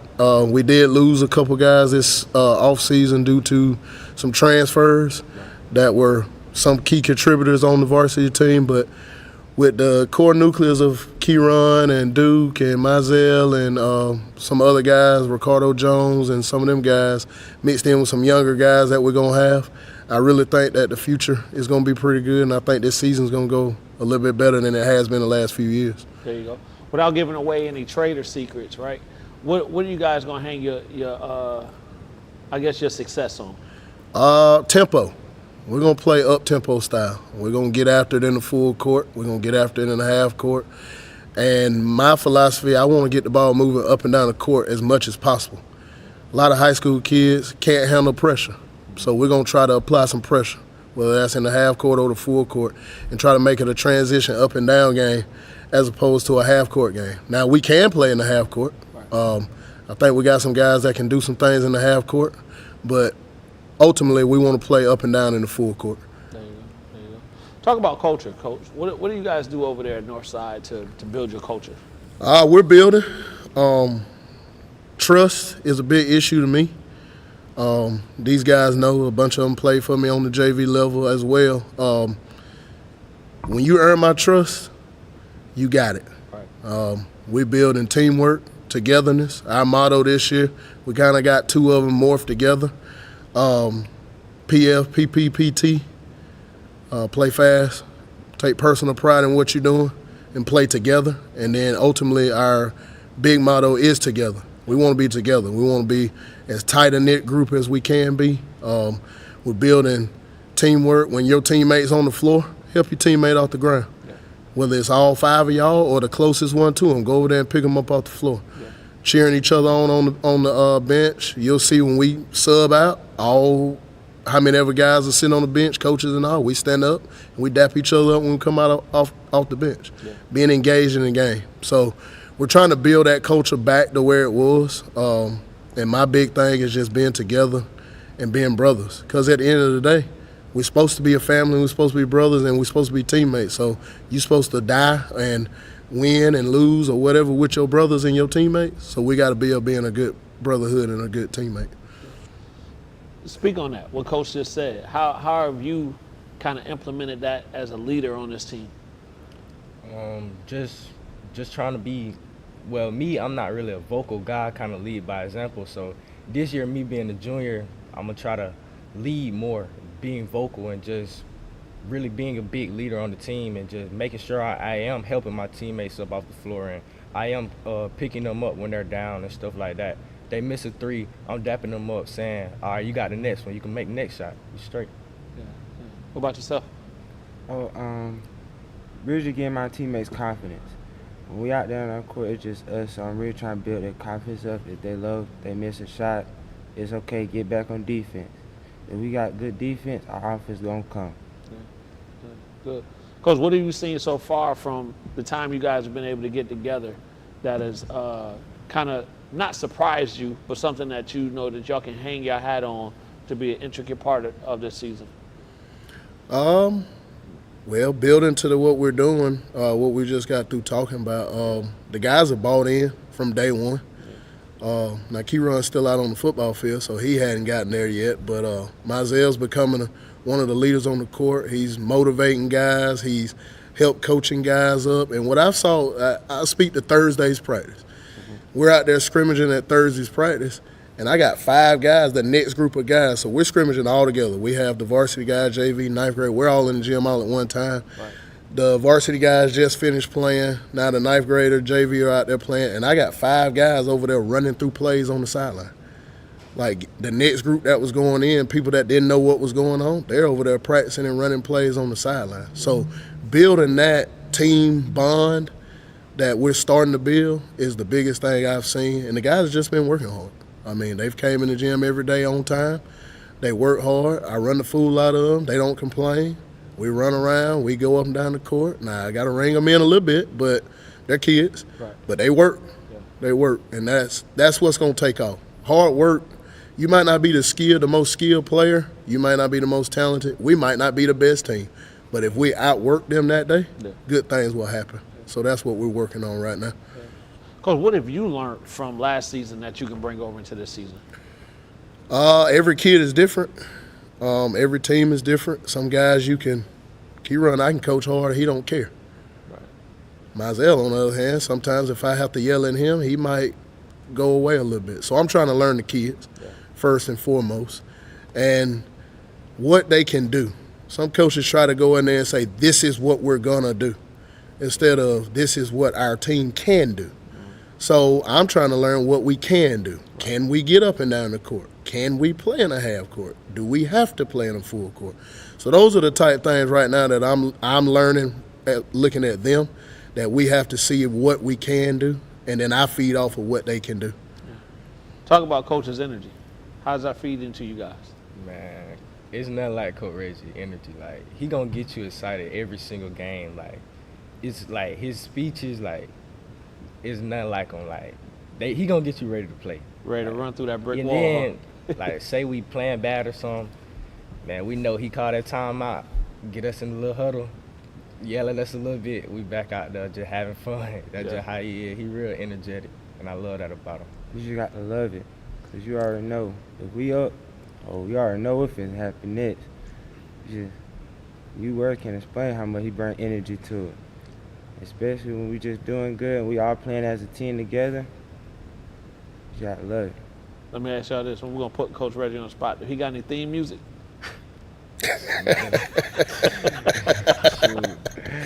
Nah, I don't know if he got no theme music. I mean, I be seeing him like for the games, in the little headphones. He getting in a little mode. Yeah. Got a little pink Powerade. Always little pink Powerade with him. Good. Let me speak on that real quick. Energy, I've learned over the years as a coach that your team feeds off your energy. Mm-hmm. I've had some teams where I've sat down on that bench and they just look abysmal. And the first moment I stand up, they get crunk up. I've learned that if you bring energy every day, and it ain't just on game day. Right. They can attest to that. It's at practice.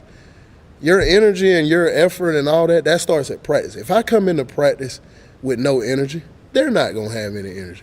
And when it's going to translate to the floor, I can't just wait till the game starts to have energy.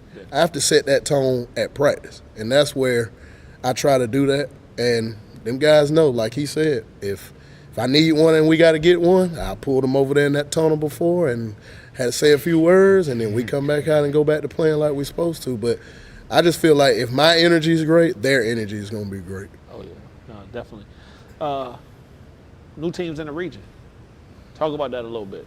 How you think that's going to not affect y'all, right? Because you're going to play and you're going to play to y'all ability. But how are you looking at that? Yeah, that's going to be key. Veterans coming into the region now who have won Region 1 5A the last 2 years. So I know they got a new coach over there, but I'm pretty sure he's going to add to that culture that they've already built and build on it. And they got some guys back. Big Aaron is back, patrolling the middle. Will Burrows is back, leading that patrol at the guard, so that's going to be tough.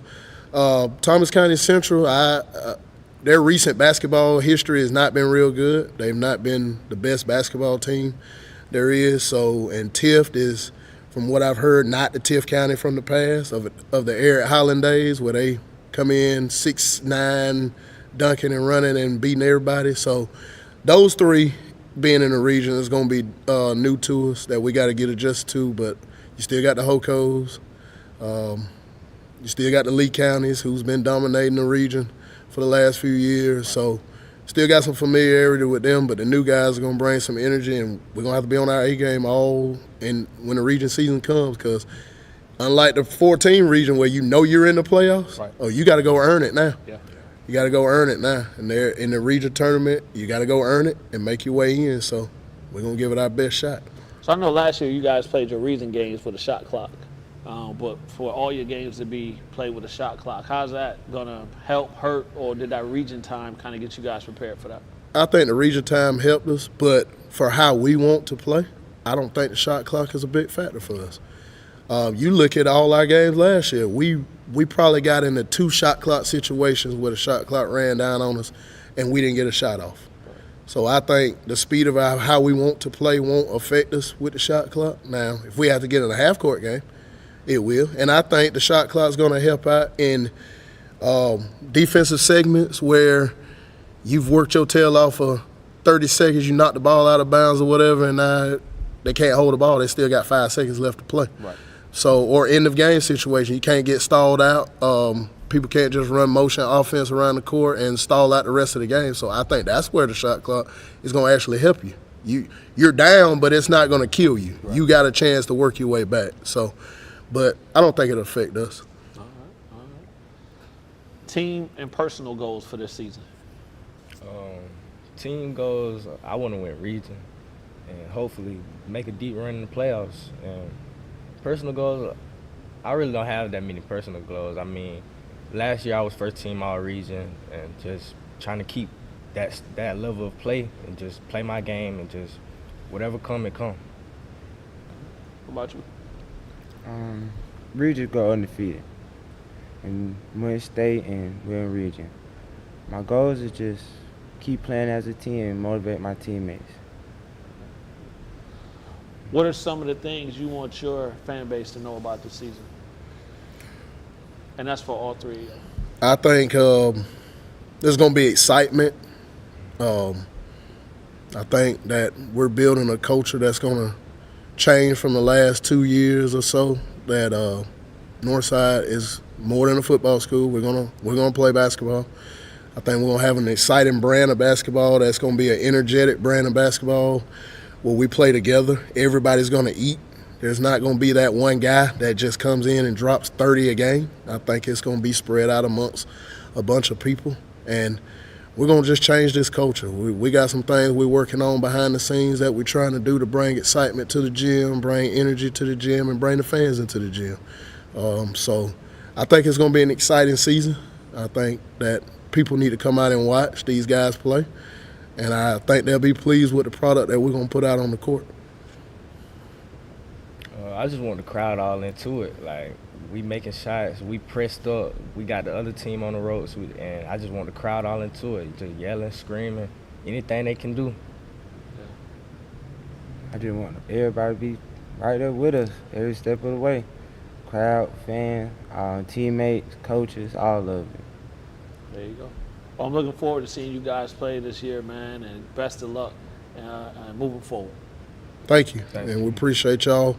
And we know y'all will be there watching, and we appreciate everything y'all trying to do for the county, the community, to get basketball put out there just as well as football is being put out there. There it is. All right. Thanks, guys. Thank you.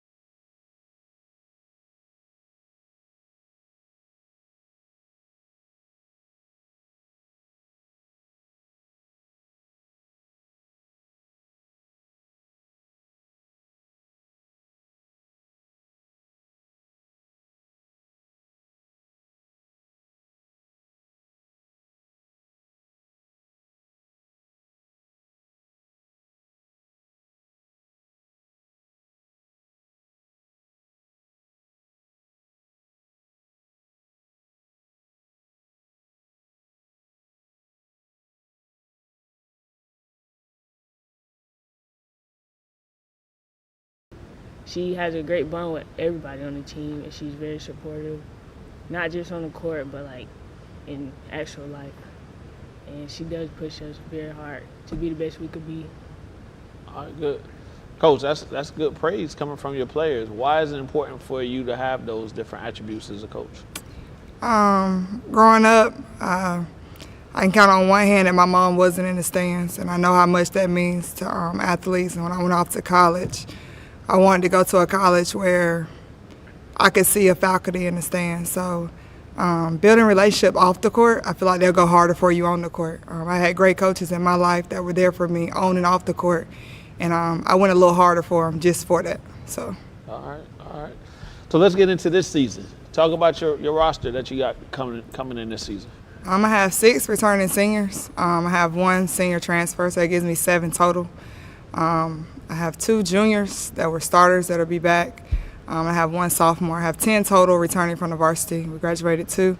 Our sophomore and freshman class is looking pretty strong. They're just getting to know the system right now, and I feel like we'll be okay. Our biggest thing right now is to remain humble, having 1-0 mentality. So you guys made a deep run last year, getting to the Final Four.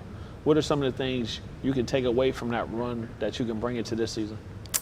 I preach endurance. I felt like in the Final Four game last year, the second half, we didn't have the endurance that we needed. They can tell you we've been running like crazy up and down the floor. But our biggest thing right now is just remaining humble, knowing that you got the X on your back. People are coming to get you, one play at a time, one game at a time. And I always preach what games matter. Not all the games matter, but you want to peak in January and February, not necessarily in November. Definitely. Throw it to the players. What did you guys learn from the season from last year that you're bringing over into this season? I think we all know that Hold on real quick. I know you talk way louder than that. I need the basketball voice. We're all targeted being one of the top teams in Middle Georgia. We know that. So we know we will have, sometimes we'll have adversity hit us. And I think the Final Four helped us to see that, like when it does hit, that we can't give up. And I think we're going to be ready this year to overcome it. I think the Final Four taught us that one game at a time, and no matter what your name is, anybody can be beaten. As long as you come out and play hard, it'll all pay off in the end. And because we got there, now we know what it feels like, and now we're ready to go farther in the state playoffs. Coach White, talk about the Warner Robins Demonettes culture. The culture, when I took over the program, I tried to change the culture a little bit. Doing more stuff off the court than on the court. And I feel like that allows them to bond better. Our culture here, our saying is Demonettes on 3, family on 6, and the class of 2021 came up with that. And it's been strong since then. Like tomorrow, they know they gotta be here at what time? 9 a.m., we're going to church. That's the little things that we do. We'll go to church, we'll go to lunch. And this year we did a 7-day road trip. Me and Coach Howard about pulled our hair out, but it built a bond among us, and we did great in the camps, but it was the bonds they built outside of the camps that I think is going to really help us to grow. And I believe in family first, and that's what I'm trying to preach to them. So. Why is the culture important to you all as players? Well, moving from Crawford County, the culture is so different. It's more of a family atmosphere. It's bigger. It's way more like not just strictly basketball. It is about the bond and making sure that everyone is close intact with everyone, so that we can have the chemistry on the court the same way off the court. Having culture is important because we have to have trust on the court. So having culture and that family aspect outside of the court just makes a stronger bond, and we fight for each other a lot harder on the floor. Coach, going back to, again, you guys' deep run last year, how do you manage expectations for this year? I preach them that, like I said before, we got that 1-0 mentality. We got to do one game at a time. Our expectations, I keep telling them every practice, we haven't reached our peak at practice yet, to keep pushing and striving for more and more. We can't settle. settling to have us at home come February. So, to keep pushing.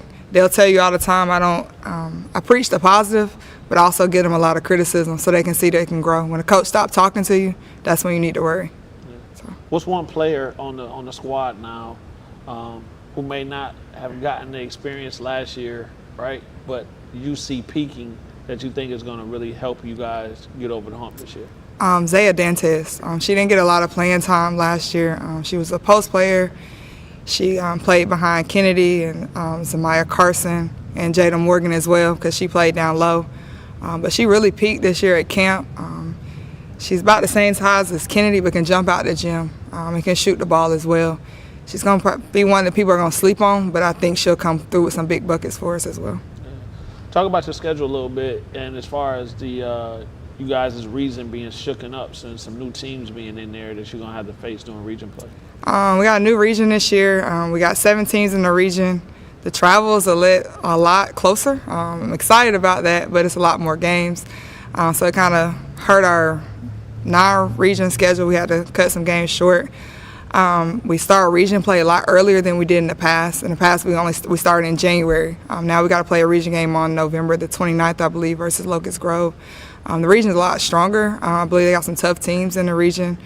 We're going to have to come to play in November. We're going to have to be ready to go. And we actually go to Palm Beach, Florida. The girls are excited for a national tournament. I think that'll be good for us. We'll play some teams out of state and get some good exposure. Yeah. Talk about that. Talk about how exciting that is to go down to Florida and play in the tournament for high school ball. Yeah, I'm very excited. It's not many teams, high school teams in Georgia that I know that travel and get the experience playing out of state and go to 7-day basketball, camps. And Coach White makes sure that we get a lot done and we do get the exposure that we need, and she is always working behind practices and games. I'm excited because it allows us more time together to grow outside the court, but we also can have fun on the court and get more exposure out there to more teams. Yeah. You excited for the season? Yes. Yeah. What's one thing that Coach White has said to y'all that kind of sticks with y'all when y'all are going through a rough patch? Maybe your shot's not falling or something has happened. What is something that you can lean back on that Coach White has instilled in y'all? To be forgetful of what just happened and to focus on the next play, and to not keep missing a shot or making a turnover in my head, because that'll affect the whole game.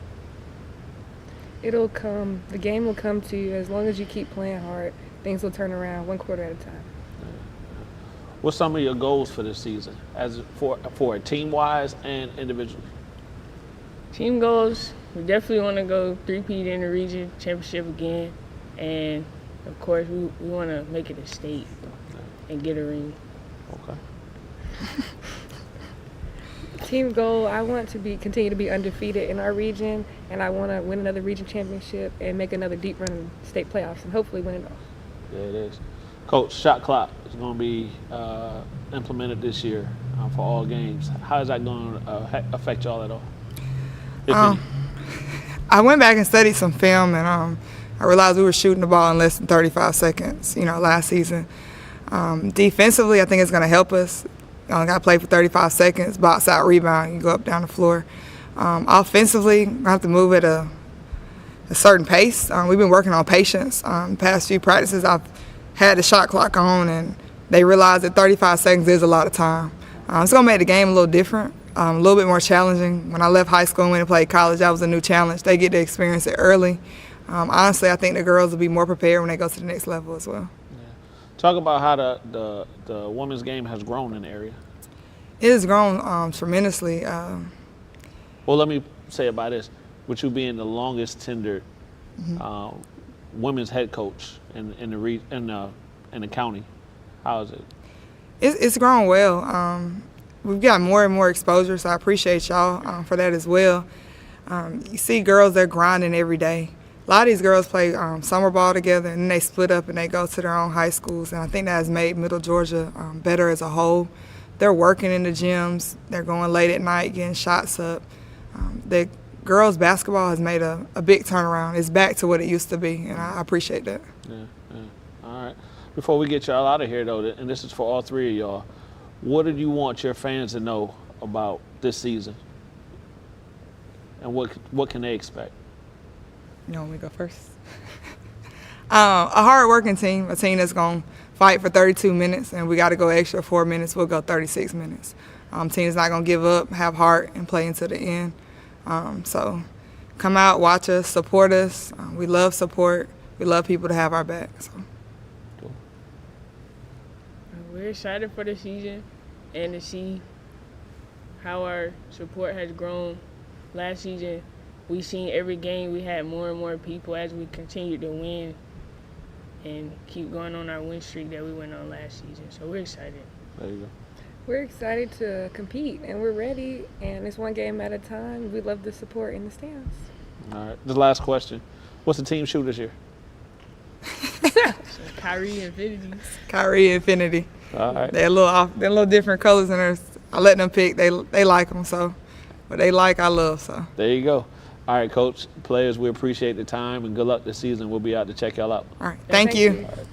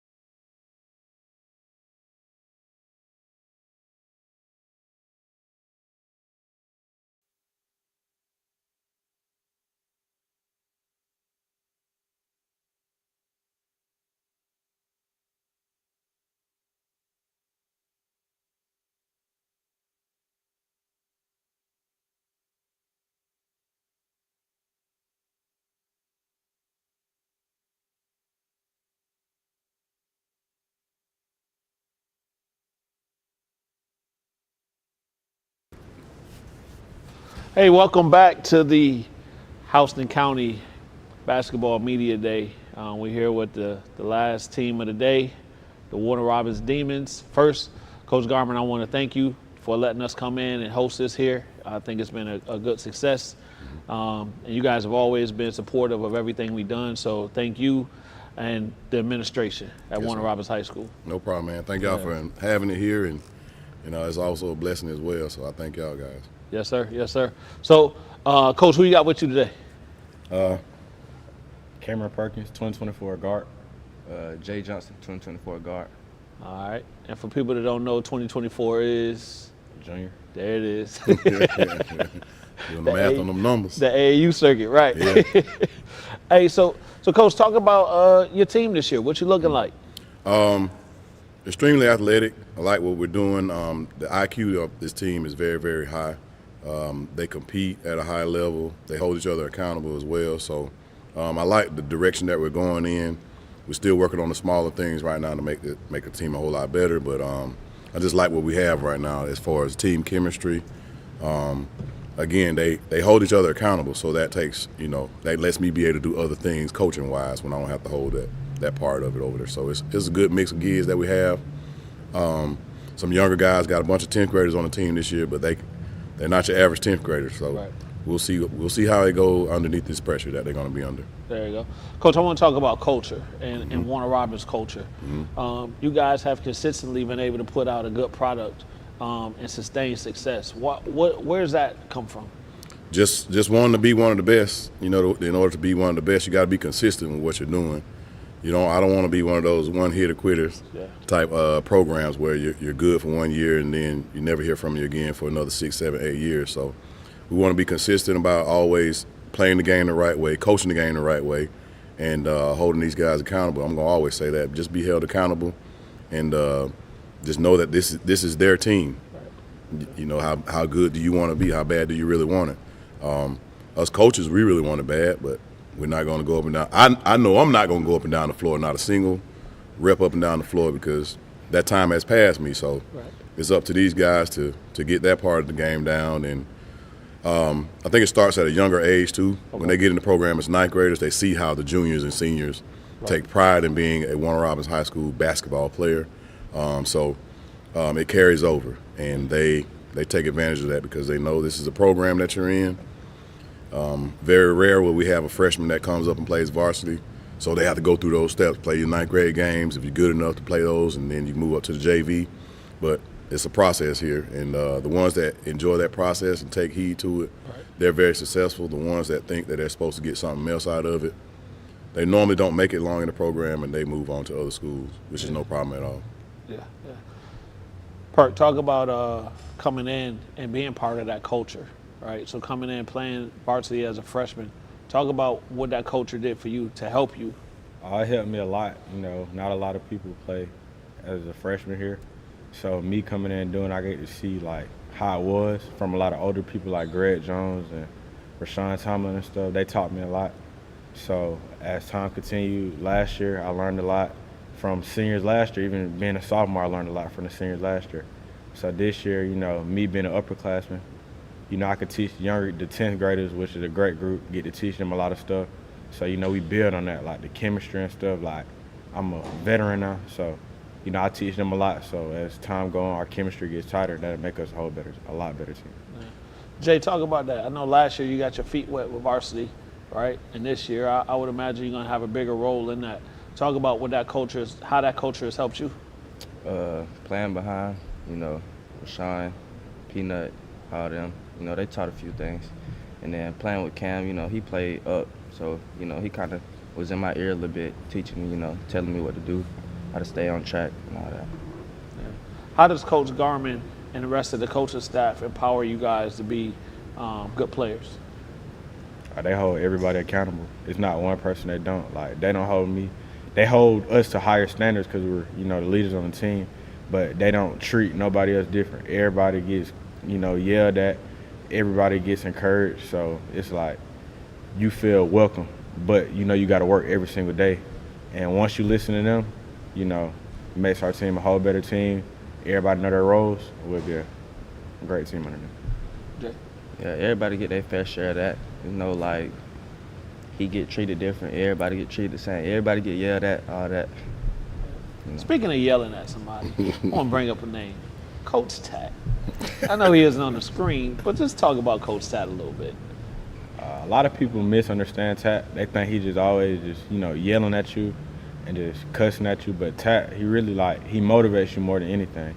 You mess up, first few times, he not just going straight to yelling. He teach you what to do, trying to make sure you get everything perfect. And then after that, once he demands perfection, after you don't do that a few times, then he starts yelling. But Tat, he's a great motivational, person, great coach. He knows the game. So, once you listen to Tat and stay under Tat, you'll get where you want to go. Hey, yelling really make you go harder because after you get yelled at once, you don't like it, you don't want to do it again. So you're going to get right after that. Yeah. Good.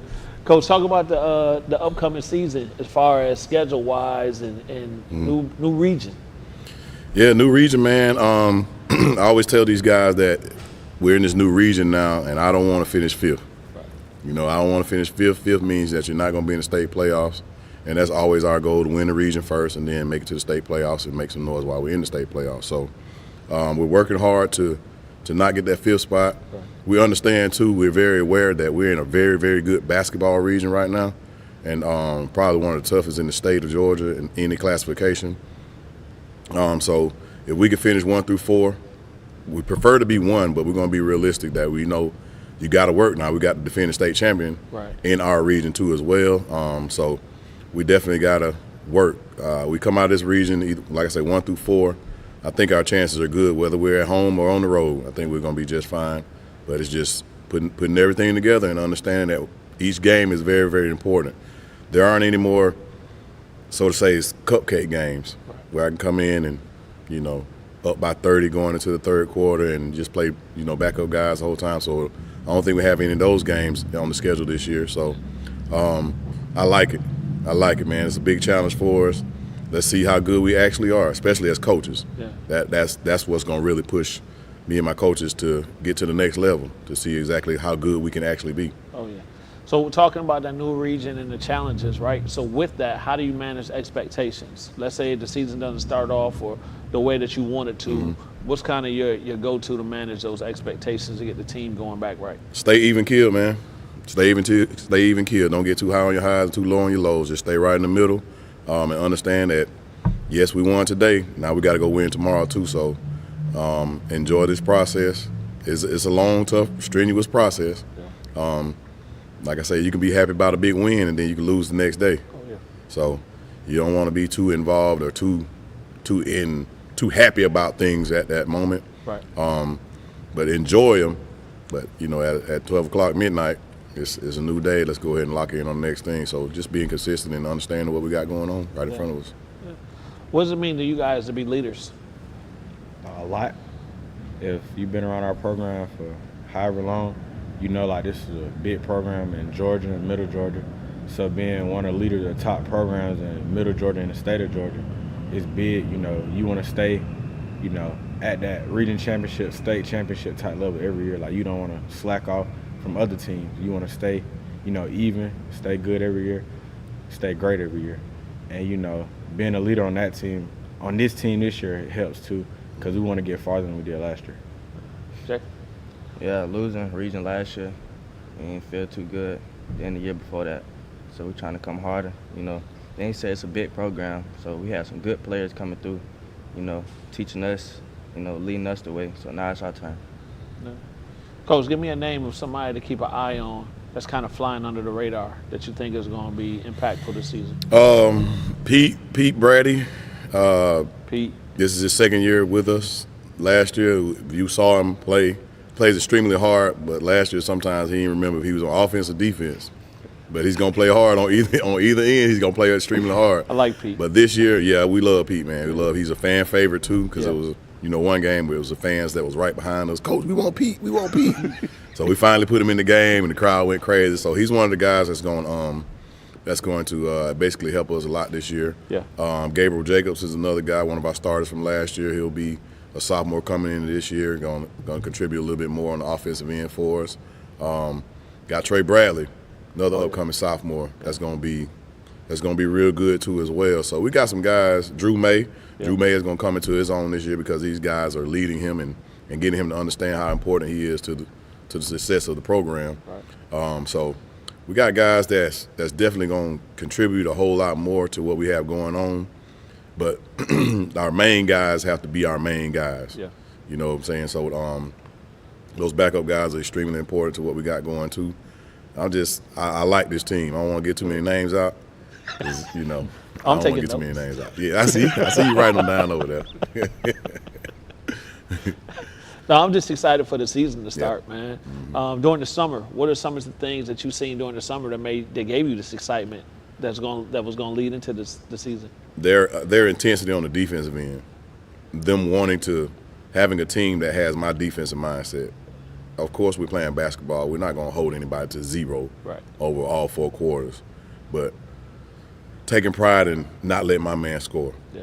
Just taking pride in that. Doing the smaller things, stepping over to help take a charge or rotating on a trap and getting a steal. So these guys they hold each other accountable. I keep using that. They hold each other accountable, and people don't understand how important that word is, just holding each other accountable. You don't want to let each other down. Right. So I got to be my best at all times, especially when I'm on the court. Even if I'm on the bench, I tell my bench guys too, y'all are in the game too, because I look back there and tell you to go in, and then you get in the game and you don't see the flow of the game, well, you're going to come right back out. Right. So everybody is important to what we're doing. Yeah. Nobody is bigger than anybody else. Yeah, I'm the head coach, but we all see that as round table. Right. We're all a part of this same thing that we're all in. It's a big old piece of the pie, and we're all going to get a small little piece of that pie and enjoy it. Building during the summer, what were some things that you've seen and thought this may be a special team for you guys? How the younger guys, they listen. Like, you know, everybody wanted to get in. Everybody wanted to do stuff. Wasn't nobody scared. Everybody was talking on defense, like probably the most intense defense I've seen from us in a while. Yeah. You know, everybody wanted to be great this summer. So, you know, we worked every single day, played every game hard. We lost maybe 1 game the whole summer. Mm-hmm. But, you know, we weren't really worried about that. We was worried about getting better for this season, which is coming up right now. Yeah. So I was excited because we all wanted to be, you know, that. Mm-hmm. So. Yeah. Jay? Coming in the summer, we had a lot of young guys come with a lot of energy, a lot of defensive intensity. But that's what we like. Getting stops on defensive end, turn into offense, then get back into it. Defense again. Defense. Yeah. Coach, with you being the longest tenure boys coach in the county, how have you seen kind of the basketball landscape change? Because I know it's been some tough teams that come through here, right? And guys were going on to play at the next level and all of those things, but just, I guess, maintaining that and pushing that forward. We were just talking about this in the hospitality room, how we've had guys that will be coming up in the NBA draft the next couple of years that have actually played in our gym. And I don't think people, they don't understand how big that is for this area. You know what I mean? You got kids like Scoot Henderson, who's probably going to be maybe number 2 or 3 pick overall pick. You got Kawasi Reeves, who's going to be a top 10 pick as well. These guys have come into this gym to play. So being one of the teams that kind of lead that charge in the Middle Georgia area, we take pride in that. We take that personal now because we want to be, when you talk about Middle Georgia basketball, we want to be that first name that you think of. 100%. We don't want to hog the spotlight because, like we say, the spotlight is big enough for everybody. All right, so we want to be that team that you think of first when you think of Middle Georgia basketball, and having a platform like this with you guys off the dribble, just coming in, doing our first media day for the whole county, just got people excited about that. We have the Hype South event that Kawasi puts on for us, Kawasi Reeves puts on for us, and people are looking forward to that. They're looking forward to the girls' games on I think it's the 17th or whatever date it is. Right. People are looking forward to that game. And then that following weekend, it's the boys' event. And Kawasi puts great teams together. My game last year was the only bad game. When McDonald came down here and spanked us pretty good, which I do appreciate. I appreciate that kind of stuff. Yeah. It shows us that we haven't arrived. We're not that good yet, so we got to keep working. Yeah. Being the pioneer of that is important to us. Yeah. Being very, very important because I want to continue to be able to do these type of events, bring a spotlight to the area for Middle Georgia basketball. Right. I want to be one of the spearheaded guys of that. Yeah. I will say this: we've had a chance to interview all the coaches on the girls and the boys side from all the schools, with you guys being the last one, and all the coaches have been receptive to what we've been trying to put out. Right. Talk about the camaraderie that you guys have amongst each other as coaches. I know it's some new coaches in the county, but even still, it seems like everybody's kind of bought into making this area better in basketball. Because we understand, we've seen it to where nobody really cared about basketball, and everybody's waiting on spring football. But now it's like everybody's waiting on these football teams to go to state playoffs, win their state championships, if they're going to win them. But then when basketball starts up, it's a whole different type of buzz when basketball starts up. Right. It's a great feeling to know that you were a part of that change. Yeah. And I want everybody to be involved. The camaraderie with our coaches amongst the county is good, because they all want to see this going on for us too as well. Because we got kids that are going on to college. They graduate in high school as well. They go on to college. Some of them do go on to college to play basketball. The ones that don't, they still may join the military. Yeah. We want to put a spotlight on those kids as well. I mean, not everybody earns a scholarship, but a lot of good things go on with a bunch of these kids. Yeah. Talk about the pride that you guys play with playing for Warner Robins. Pride, the biggest thing you can play with. You can't be scared and go out there and try to play a game. Hey, it ain't gonna work like that. Like, pride, you gotta have pride. You can't let nobody take your pride from you. So like every night, every day at practice, we all got pride. Whether it's me guarding somebody, they got pride, I got pride. I don't want them to score, they don't want me to score. So it's an everyday thing. That's like everyday life, pride. Yeah. When you play for Warner Robins, it's pride, everything you do. Jay, I'm not gonna ask you the same question. I'm gonna ask you, playing for Warner Robins in this area, how does it feel to quote unquote have that target on the back, knowing that teams get up to play Warner Robins? When you hear Warner Robins, we like the main school down here. And even when we walk out in public, it's like, if you play for Warner Robins, they know. They come in the gym, see us, it's like they're watching us, so they know everything. Like, they know it's Warner Robins. Yeah. So, that's what's up. That's the way we want it. That's the way we want it. All right, we're going to get out of here. But before we get out of here, I want y'all to tell the people that may be watching what to expect from the Warner Robins Demons this season, excuse me. We back. That's all I can say. The reason this year, we coming for that. We back. Just come and enjoy some good basketball. Good, hard coach basketball. Players are going to play hard. Real team stuff, team-oriented. Nobody's bigger than the old. Nobody's bigger than the program. It's always the program first. And just that's with the boys and the girls here at Warner Robins High School. So come out, enjoy what you see, and just be loud when you come in the gym. We got enough space in here now, man. So we don't have to go sit in our old gym anymore. We got big gyms all around the whole county. You got kind of missed them old gyms a little bit. I miss the old gym too. I love when we actually go over there and practice. I love it. So, but new day, new age. These kids here, these guys here, they want their own legacy, and that's what we preach that too. Get your own legacy. Don't go off somebody else's stuff. Right. Build your own legacy, and they don't have any problems with doing that, and we don't have any problems with coaching it that way. So we love the direction that we're going in. More and more kids are coming into the program. They want to be a part of Warner Robins High School basketball now. So even the smaller kids, I teach at the middle school, and I got little 6th and 7th graders over there already. I can't wait to come play basketball at Warner Robins High School. Like, all right, you better get your grades together first, man. Get your grades together first, because we don't play about the grades and behavior and character as well, because those things are extremely important to becoming grown men once you graduate out of the program. You're going to already have the tools and the basis.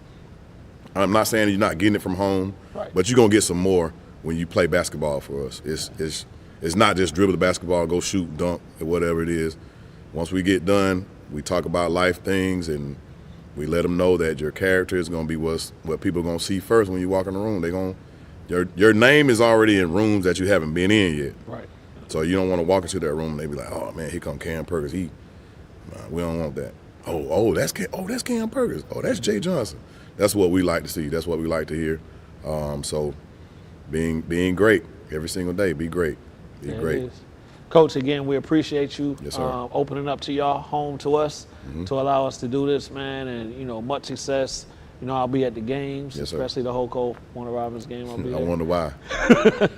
And we'll go from there. But again, thank you guys and good luck. Thank you very much. Thank you. All right, good. Hey, you got it.